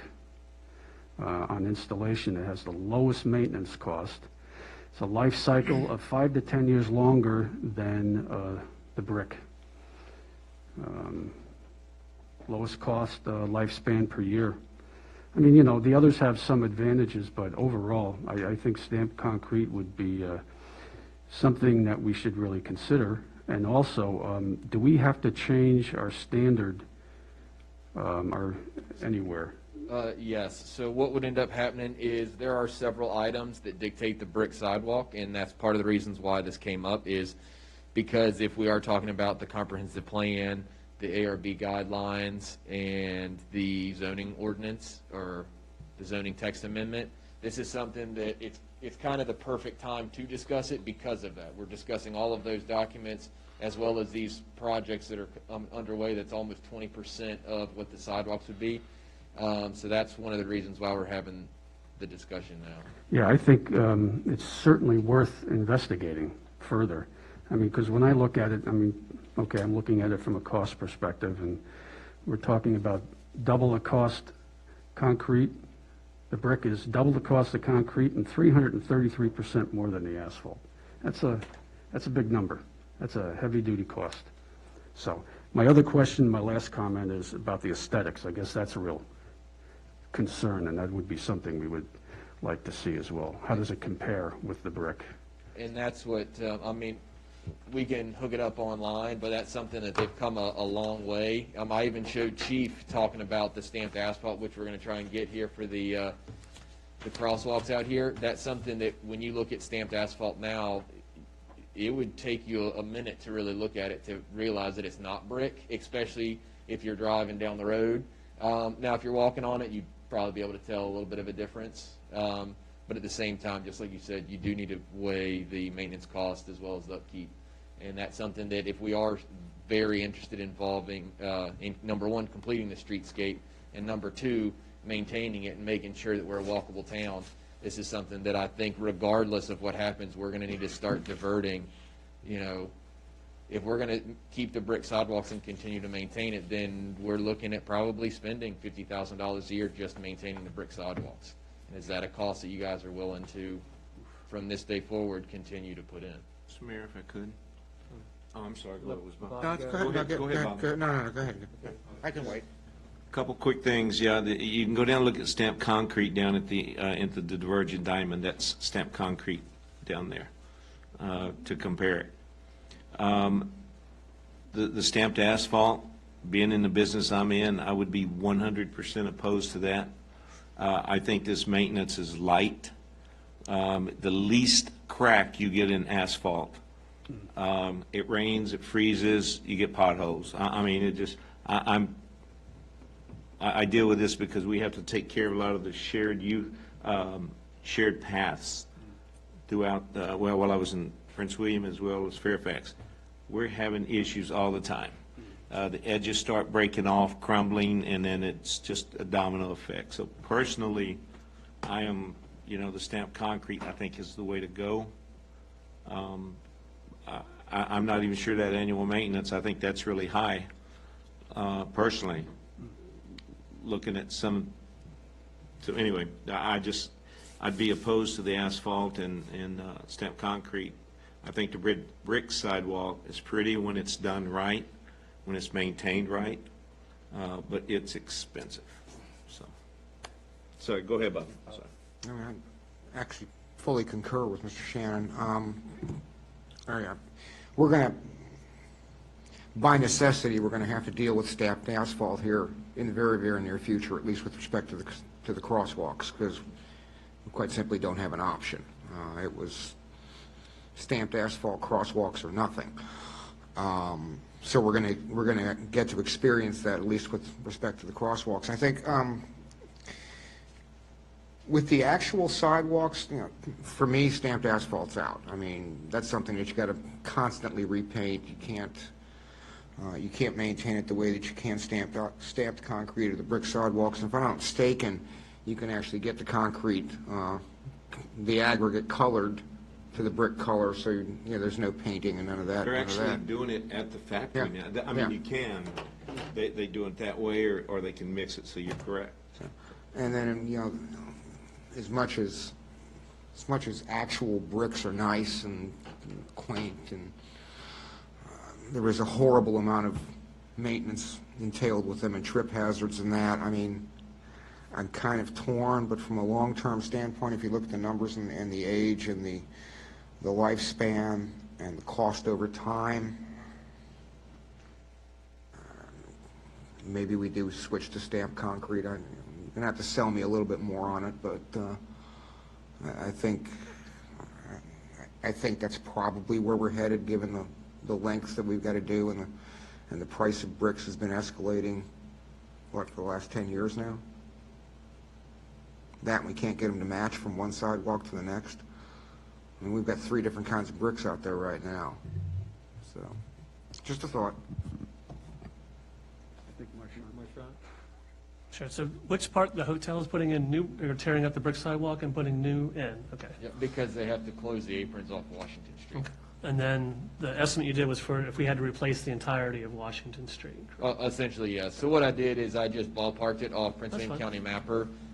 You can do a measuring tool, and I measured the two. I tried to ballpark it, so it's not, like I said, it's not an exact science.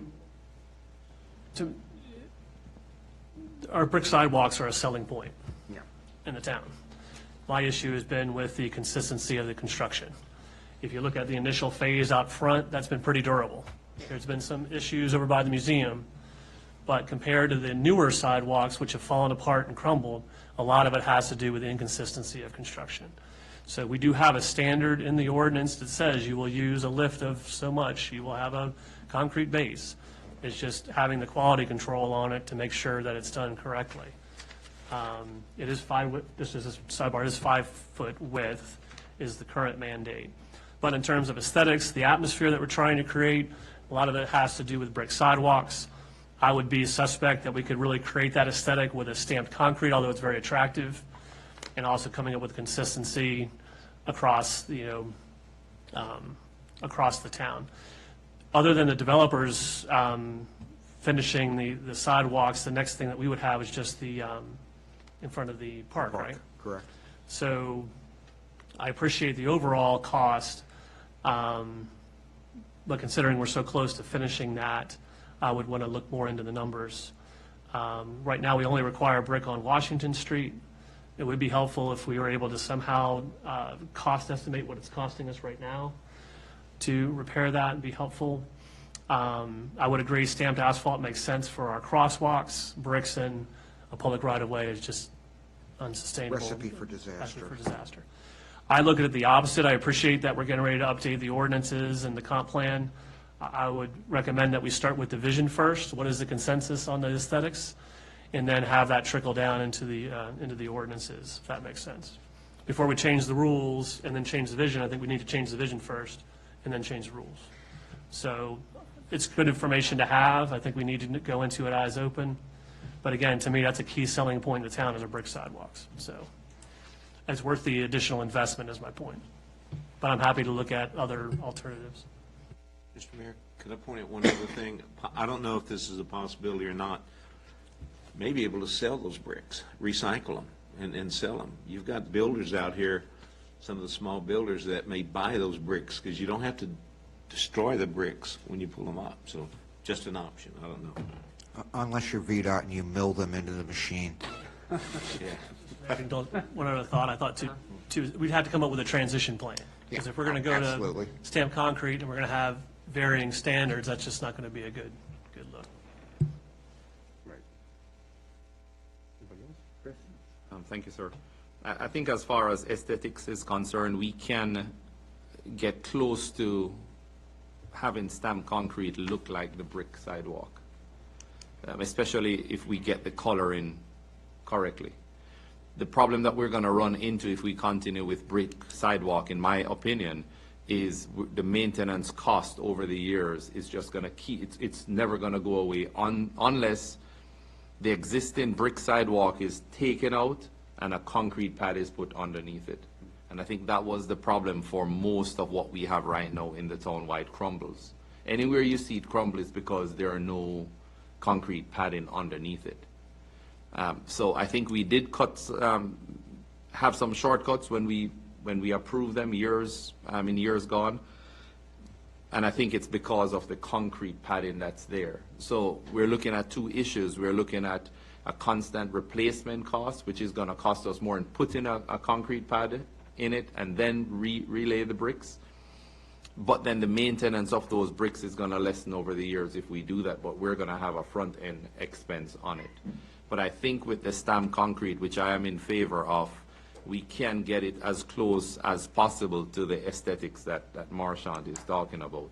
I do understand that it is a good selling point for us, but as far as managing what we have over the long term, I feel like that's the best way to go, especially if we can match or develop a good color scheme for what we ask of them when they come with the concrete.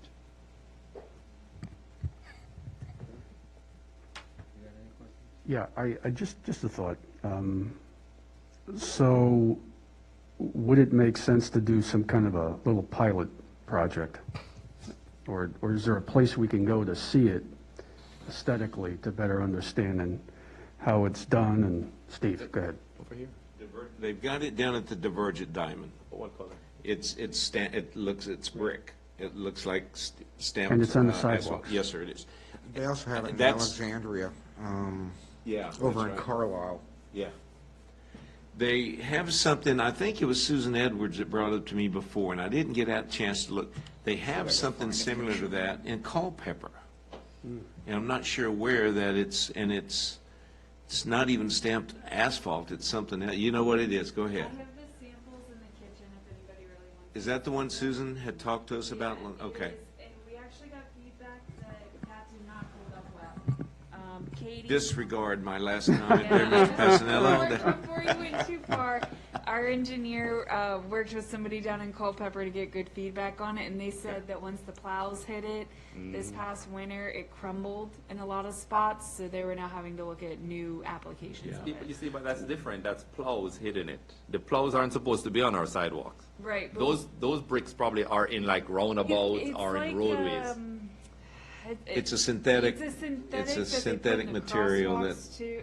I can show you after Yeah. the meeting. They, It's- but we will get to see it, and I was in the discussions with Dick, and just for the record, I gave up some money so this could happen. But what's going on in our crosswalks out here, that's gonna be stamped asphalt. But, you'd be able to get a good look at that, but again, stamped asphalt and stamped concrete is apples and oranges when it comes to maintenance, so. But I don't want you to disregard what you're proposing, because if the biggest issue with them failing is the plows, Yeah. Plows aren't supposed to be on our walkways, We so. probably want to get feedback on any chemical that goes down for snow or sleet or ice, because we do occasionally, when we get a good enough snow, our company goes out and does the sidewalks. And that's gonna affect it mostly if it's concrete. Concrete is where it tears absolutely. away. It will eat concrete Oh. up if you put the industrial strength Yeah, stuff down. you have to yes. blow it off after 2 days. At the you have to most. blow it off. Yeah. Because our neighborhood suffered that. So. Yeah. We redid most of the sidewalks in our neighborhood in the first snow that all pitted, so. Our side didn't, maybe your side. Starting to tick, so I want to try and.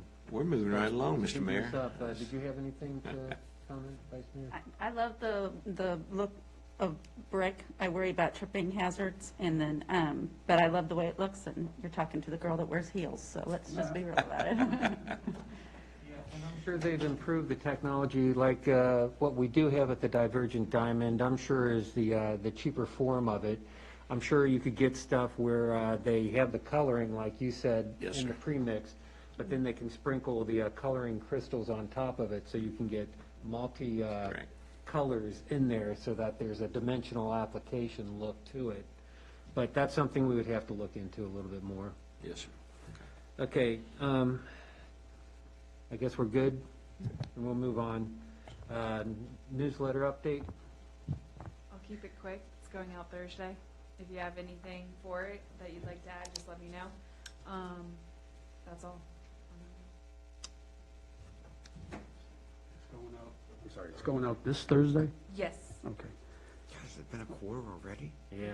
Well, we sent it out in August, but yeah, it's been about a quarter. So, somebody did mention to me, are you guys advertising for the election, November, whatever it is? I do third? have it in here, Good. and what I was gonna do is, I believe Kim has already posted to the Facebook on how we can get out there and vote. I do have a small section in here that's going to, give the quick information from pwcvotes.org. And then that will direct them back to that website, and it'll also direct them if they have any questions to call the election office there in Prince William County. And it's also going to be in a predominant Yes, spacing, it's so that gonna if be- somebody just receives it, they'll see that information. My rule of thumb is the most important topic in the newsletter has to go on the back, because if they never open it and it goes right in the trash can, hopefully they throw it away this way and they see it. So that's where it'll be, right here on the back. So that's the plan. You mean on top of our pictures? The pictures will disappear. I'm They're sorry. happy. They'll have to go to the website. That's They'll not have, what you did. I'm they'll good have with to that. go to the website and see all your nice pictures and profiles you sent me. Someone who was 30-year-old when they took the picture? Pre-gray hair? Yeah. Okay. Anything Wait. else for the newsletter? Yeah, I just forwarded it to you. Thank you. No, but a comment, Here. but a comment on To the, pass my house to get to yours. the voting information. I did request that Kim send that out weekly until Prince William County closes up that early. So, okay, we'll go on to the banner displays. Yes, so the banners, just a quick kind of process thing. I have them changed out at the beginning of the season, so this week you'll have the fall ones that are going up. Each change out costs $1,200. It is an all-day event for our landscaping contractor to come in and do it. We are in need of purchasing new wreaths and flags. So typically with the flags, I have them put up for Memorial Day, and then we leave them up actually through July 4th, just because financially it doesn't make sense to have them come take them down before Flag Day and then put them back up at July 4th. So we do leave them up for that extended period. This past summer, we were requested to leave them up longer. We then have them up again in November for Veterans Day. So we also put our veteran banners back up at November. For Memorial Day, we also have the veteran banners go up. So we look at having our banners changed out about 6 to 8 times a year. And when they come in and they put up the wreaths were in really bad shape last year. We couldn't even plug them in. So normally they're supposed to all have lights on them that should light up the entirety of it and sparkle at night. They did not work last year, so we as staff were either going to have to restring about 45 of the wreaths, or we had to put them up with no lights. So just time constraints last year, we put them up and did not plug them in. This year, if we want to put them back up, we can do so, but I think it's time we talk about if we do a different decoration or we buy new ones. Each year that they put the wreaths up and the banners and the flags, actually each season, the guys who put them up tell me that the banner arms, and you guys have probably seen it, instead of going exactly parallel, you got one going up. There are all sorts of, conditions. So it's been a little bit harder every year. So we're probably looking in the next 2-ish years, if not sooner, having to replace a significant number of the banner arms. Those are not cheap either. I can get costs for those. And then for our banners themselves, we have all of the spring ones for enough of our poles in town, and we have, I believe it is fall, that we have enough for all of the poles in town. Summer and winter, we only have about half, so we do every other. When we order banners, we do get the canvas screen printed kind. That was what was previously ordered, and that's what we kept with. And those run us about $3,500 for only about half of them that we need. So we have a total of 84 poles once we have, the hotel goes in, they actually are putting in a couple more poles, not, 10, but they're putting 2 or so more in on Washington Street. Meladon. Park, the Meladon. Yep, Meladon in the park, so we're gonna creep up towards 100, and we're gonna need to, at least at minimum, order more of each of those. So we make do with what we have, and it doesn't look terrible, but that's kind of where we stand. There have been discussions of, do we get somebody to come in and do it faster? It does take a whole day for the crew that does it. They bring a 13-foot tall ladder, and 2 of them just go up and down it all day, and they take the truck up and down. But if we have to rent the equipment, the cherry picker, whatever we call it, that then causes another expense. Give up. I would move that we rent a cherry picker. I'll drive as long as you put the banners up. I promise to go slow as you pass by the pole. I'll get the harness, hook me up. Do what OSHA says. This is one of those things that, this goes back to the whole discussion of, the ever-changing priority list. Quite frankly, a lot of this maintenance should have been done quite some time ago, especially with respect to the street poles, but it is what it is. I don't know that we want to address it in the near future. I would suggest addressing it in the third quarter, and we see what our surplus is, so that we're doing it right in the springtime, which would be the time to replace the equipment anywhere, the best time to probably replace any broken streetlights, arms, and other stuff, and then we just bite the bullet, fix the poles, and buy more banners. Buy but more banners. yeah. I can work with Vice Mayor, since we meet each week. I can give her all the numbers, the designs of the banners, and then we do have a quote for if we wanted to buy wreaths. I don't know if it's something that we want to entertain to spend a little bit of the events money that we had this year come in, but I'll work with her and give her those updates for her to share with you guys. Okay.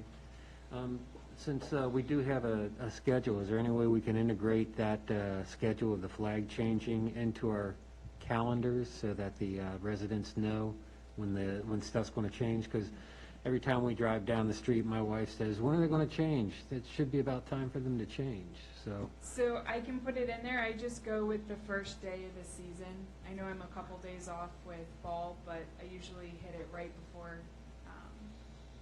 the season change. So I can add that in there. What are the other dates that make up the 8th? It's when we put up the veteran banners. So we have spring, summer, fall, winter. Then in Memorial Day, you come in and you take down some banners and you put up veteran banners. Then you have to come back and take all the flags down in July and the veteran banners down and put up summer. You leave that, and then you have to come back after fall banners have gone up in October, come back and put flags and veteran banners up. Then you come back the week of Thanksgiving and you put up the wreaths in the winter, and then you come back sometime in January and you take the wreaths down, but you leave up the winter banners. So that's where we get those extra trips in. Marshawn? As with the sidewalks, the banners are a selling point for the town. Rotate, I think with the Christmas, that's an expense we'll probably have to talk about soon. Using, whether or not we plug them in or not, I'm not drawn to it either way, so I don't know that we need to bear that expense just to leave them off. Maybe rotating every other one, that may make sense going forward once we get 100 poles in town. But as a program, I think that's worth supporting, so. And I agree. I think we should consider this a town service, a program that the town services. I think the banners are a good selling point. I would just like to have my veteran banner one away from Steve. One block or one He looks pole? tougher than I do. Oh, so. okay. Any other comments? Mr. Mayor, I think in the interim, if one of the least expensive way in looking at the Christmas reads is to restring the lights. So maybe we could plan a work day. Those are some prickly reeds, and they're very dirty, so bring leather gloves, and we can buy the lights, and we can work on it. They were pre-strung, so we do leave the old strings on there Yeah, and then rework them, but I would love help. good. Just let me know when. And Okay? bring some coffee. Yeah. Mayor's Walk in November. Let's see if we can get all council members out to Yeah. volunteer. Okay, well, let's move on then. We'll go to the hotel update.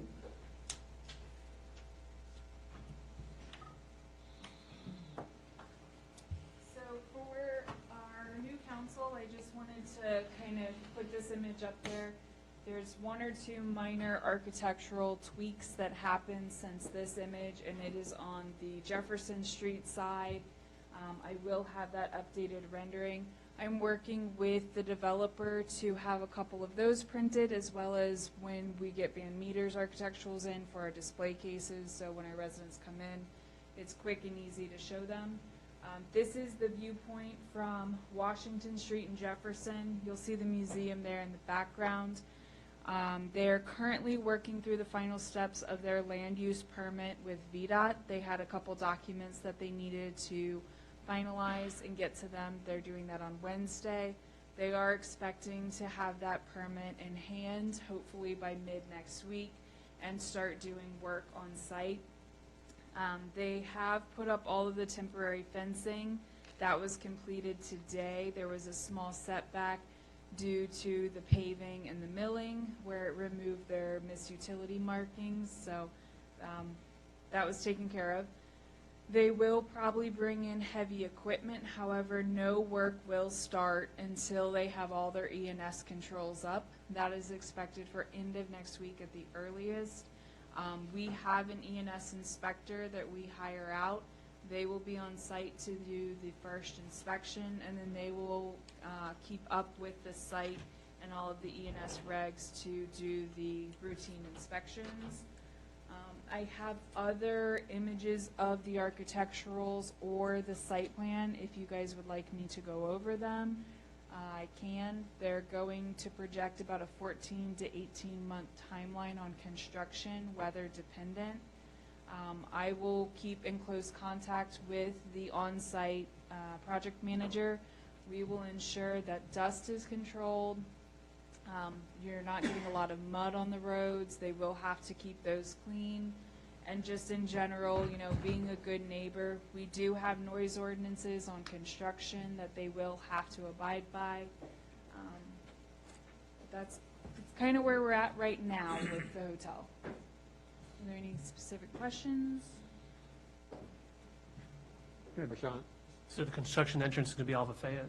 It is, yes. That is approximately the location of the actual entrance as well. Again, the hotel only has one entrance there off Fayette. That was what VDOT approved. And are they going to have any, are they going to utilize any of their properties in town to stage materials or equipment or anything? That is not currently the plan. Okay. They are planning to bring a work site trailer Okay. on site. That is something that will probably be arriving end of next week, early the following. They do plan to have the pad site, as they call it, ready to go by mid-October. So all of the grading should be done pretty quick, they're expecting. Do they have to move the utility poles, or are they going to stay in place? Those, I believe, which one's it specifically? So there's some on Jefferson. Jefferson. Yeah, you've got fire They hydrant. will I do for the believe turn that, lane. Question. I do believe that all of those fall in the right-of-way easement that they, So they'll stay out of it more or less. Okay. correct. And just to clarify the record too, they're providing the right-of-way for the turn lane, but we'll have to coordinate the actual paving and installation. Okay. That is correct. We will have to coordinate the engineering of that and the funding. Well, getting back to the polls, the question is, and I don't know that this has ever been fully answered in a public forum, who's paying for the utility relocation? I will get back to you on that. Well, it sounds like they're staying out of it, so they'll stay put. The polls? Correct. And the fire hydrant? The fire No, hydrant. that's outside of that, right?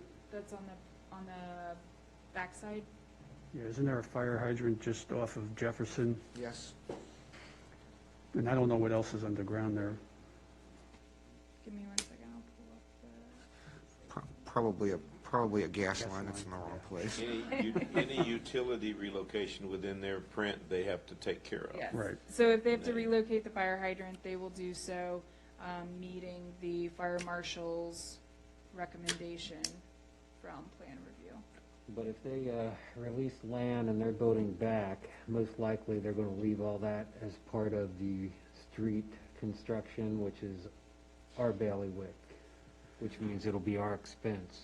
They are. That's what I'm looking at. I'll pull it up real quick. Excuse They me. are putting in a full sidewalk on Jefferson, Fayette, and Washington to tie in. So there will not be a sidewalk on Payne. Yeah, they won't be putting in curbing either, will they? On, I'm assuming on like Jefferson for that turn lane. I mean, they're going to build back, but they're just going to leave that gap for us to deal with, right? let me just pull it up. I don't want to state the wrong thing. So I think you have the same question I do, is between the edge of the curb that they're going to put the sidewalk on and the edge of pavement, there's going to be a gap there. Okay. Yes. Are they installing a DI there? And that's probably where the utilities are all sitting, which means we'll have to end up moving it all. That's a I mean, that's, nice I big mean, the expense project's right going there, forward, just Bob. You got understanding, that in our budget? understanding some of the things that we got to do. But they, on the corner there, they've got I would think they're gonna have to install a gutter, a DI, a drainage intake there. You would think. Because there's nothing out there now, is there? There's not a DI So on we'll that have a side? landscaping I don't think there buffer. is. I don't think so. Through They're gonna have to, there. because that's gonna be a big water issue there.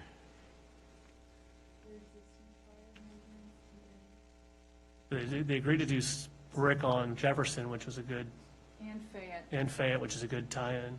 They've moved their sidewalk portion of it to, that was gonna be the first thing they were gonna do. They have pushed it back for a little bit, to wait and hear what council wants to do with sidewalks. Oh. If we're gonna switch materials.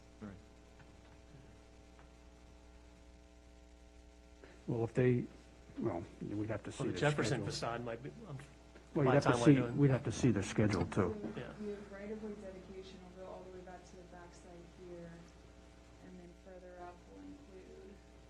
That's the overhead right there, right? So they're going to be contained, In the street, according to this. Sorry, Joe, we cut you off. no, that's okay. Go ahead, Bob. Or am I reading it wrong? This is what I was worried about. They're going to be within the road improvement with the poles. Is that it right there? There's a pole right there. Your guy is here. It sounds like just going to be gravel. Your fire hydrant's here. Yeah. So it sounds like there's going to be a period of time, which gives us time to deal with it, but it'll be a period of time where there's going to be a gap between the edge of the sidewalk and the edge of the pavement until we come up with a plan. See, and this goes back to the whole issue that I had when this came up the first place. This should have been done and locked down and nailed down when this thing was approved.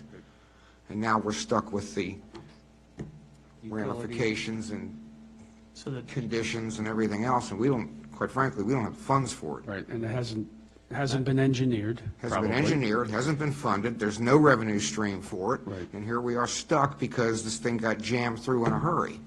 And Jammed through in a hurry, but it's, what I understood, Emily, was that I thought they were taking care, they were not only donating the land, but they were going to take care of that turn lane. I thought that was what they originally talked to us about. No, sir, at some point, the taking care of the turn lane was dropped off. So I the never land was- heard that part, but The land was. You probably weren't in that discussion. The land was donated, deeded, and then, so they provided the brick sidewalk and the landscaping buffer closer up to, along the building edge there. There was at some point a question to previous council of who was gonna take care of the utility. But I will get with the developer tomorrow first thing and get all of this. There's a verbiage for utility, definitely the poles as well as the fire hydrant, I mean, all of that stuff. Well, what we need is, we have to understand what the scope of work is. Yeah. Is there a curb and gutter being put in? Is there not? Are they covering the turn lane? Are they covering the utility relocation? I mean, that's all the stuff that we need to know. Right, and once we understand that, then we can engineer it, figure out what the cost is, and then figure out what we're going to do. It ain't gonna be cheap. Could I just ask one?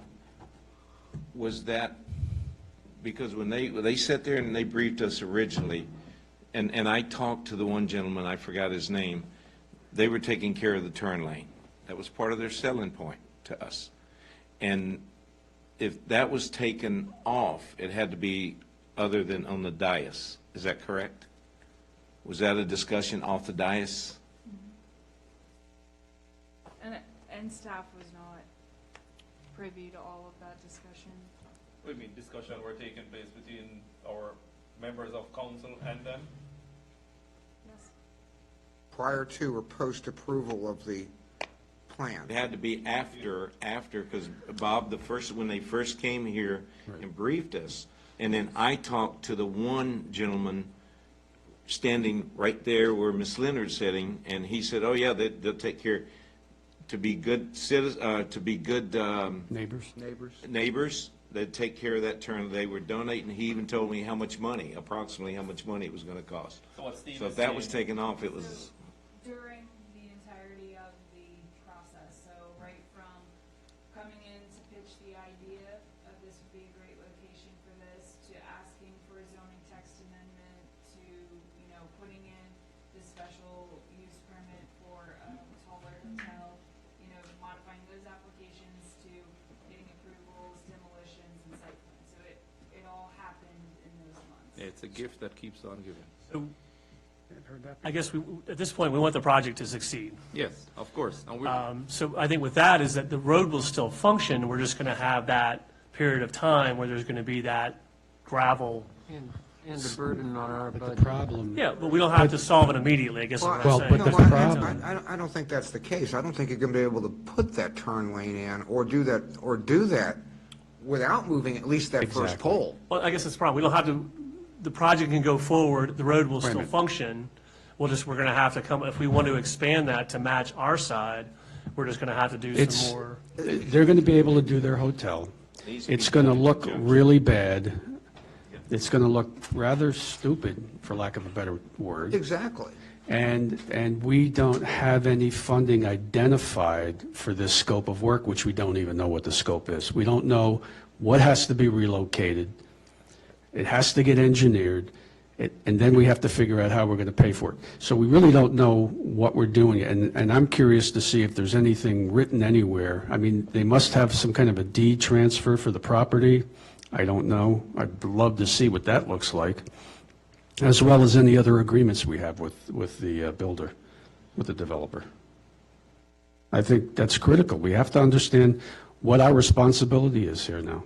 And it sounds like it's the relocation of those utilities in the turn lane so far. And that's a question I've been asking for 6 or 7 months. It is very expensive. Real The expensive. poles, the water. And a pole. Yeah. But I think that's where our first directive is to find out the scope. Yeah. And to find out what really has been scratched from their original plan that was not discussed from the dais, but it was, The devil's in the details, right? yes. And, I and think- we need to know exactly what their scope of work is and what our scope of work is. And Because we if- may Is have it to- documented anywhere? Is it memorialized? I don't know. Will they be coming before us? Yeah? No, it's already approved. No, but can't we ask them to, Once we get the scope, and once we get Yeah. the confirmation that they're not taking care of X, Y, Z, the pole utilities, once we get all that information, then we may request of them to come, They have a signed final site plan, all right? as long as it doesn't hinder or stop their progress. But it has to be done soon, because it has to be done concurrently. Just sent him an email. I sent him one a couple minutes ago and he responded like that. So I'll have the answer for you guys Monday night. thank you. So just to get back to their mobilization, so they're going to be all on site, that's going to be the lay-down area, everything's going to be off of that property? I guess where the parking lot's going to be eventually? Yes. Yeah. And the fence is wrapped, I'm sure. That be in the newsletter? The fence is not currently wrapped, no. They're gonna be Yes, doing okay. all their ENS. Okay. They have to wait until they actually have a Good. land use permit to do any additional. You see the ENS or the fencing itself wrapped? Fence. I mean, the The poor safety property. fence, the safety fence. The outside safety fence, chain- not the sill, The sill. not the super sill. No. So If they're they have asking, is the super. chain link going to be? The chain link has to be, yes. Have an opaque screen on it. Yeah, it has to be. It's a dust Yeah, control like a also. construction sort of thing? Yeah. So it's a dust control measure too. So, Mr. Mayor, the only thing I could think of is maybe we use the Jefferson sidewalk, brick sidewalk as maybe the test to see how the concrete, rather than doing brick, see how the concrete works. That might be something to look at. I'd be curious to see the staging on the work, too. Did you say earlier that they're not going to do the sidewalks first, or they were going to do the sidewalks They first? were originally going to, and then they pushed that to later in the project so that they could wait and determine if council was going a different direction. They certainly didn't want to put brick sidewalks in.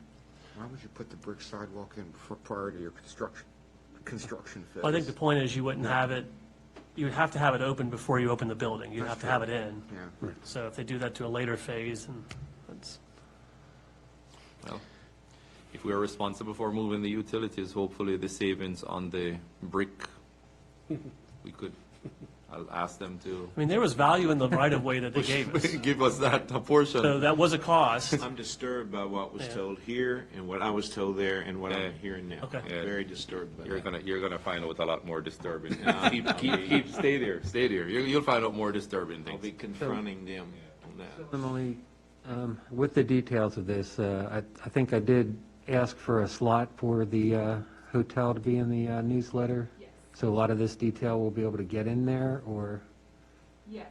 okay. Good, thank you. That's a really good thing to have in the newsletter, Mr. Mayor. Promoting it. We're already there. It's already Okay. approved by previous council. We just gotta push forward with it and promote it as much Yeah. as possible.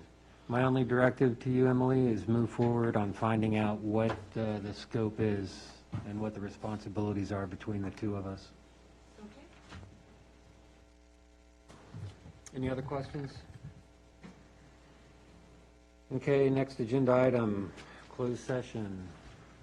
Mr. Mayor, move the council enter into closed session pursuant to Virginia Code Section 2.2, 3711A3 for a matter involving acquisition of real property for public purposes, specifically involving property within the town of Haymarket limits, because discussion in an open meeting would adversely affect the town's bargaining position.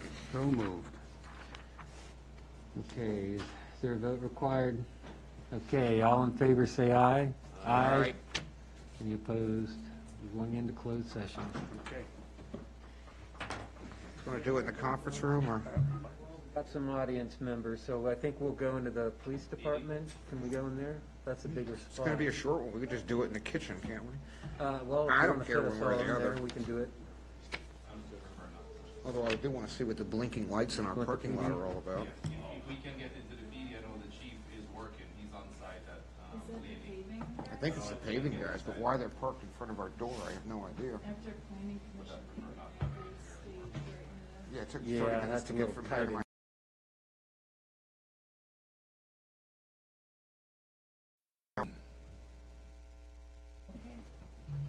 Set? Okay, let's bring this meeting back into open session. Mr. Mayor, I would move that the town council certify that in the closed session just concluded, nothing was discussed except the matter or matters specifically identified in the motion to convene in closed session and lawfully permitted to be discussed in a closed session under the provisions of the Virginia Freedom of Information Act as cited in that motion. You need a second? Okay, you got a second? Tracy. Tracy, okay. Aye. Yes. Bader, yes. Larson, Yes. Shannon, Yes. Morris. Yes. Aye. Mr. Mayor, without objection, I would direct the town clerk to instruct the town attorney to proceed as suggested. Okay. So moved?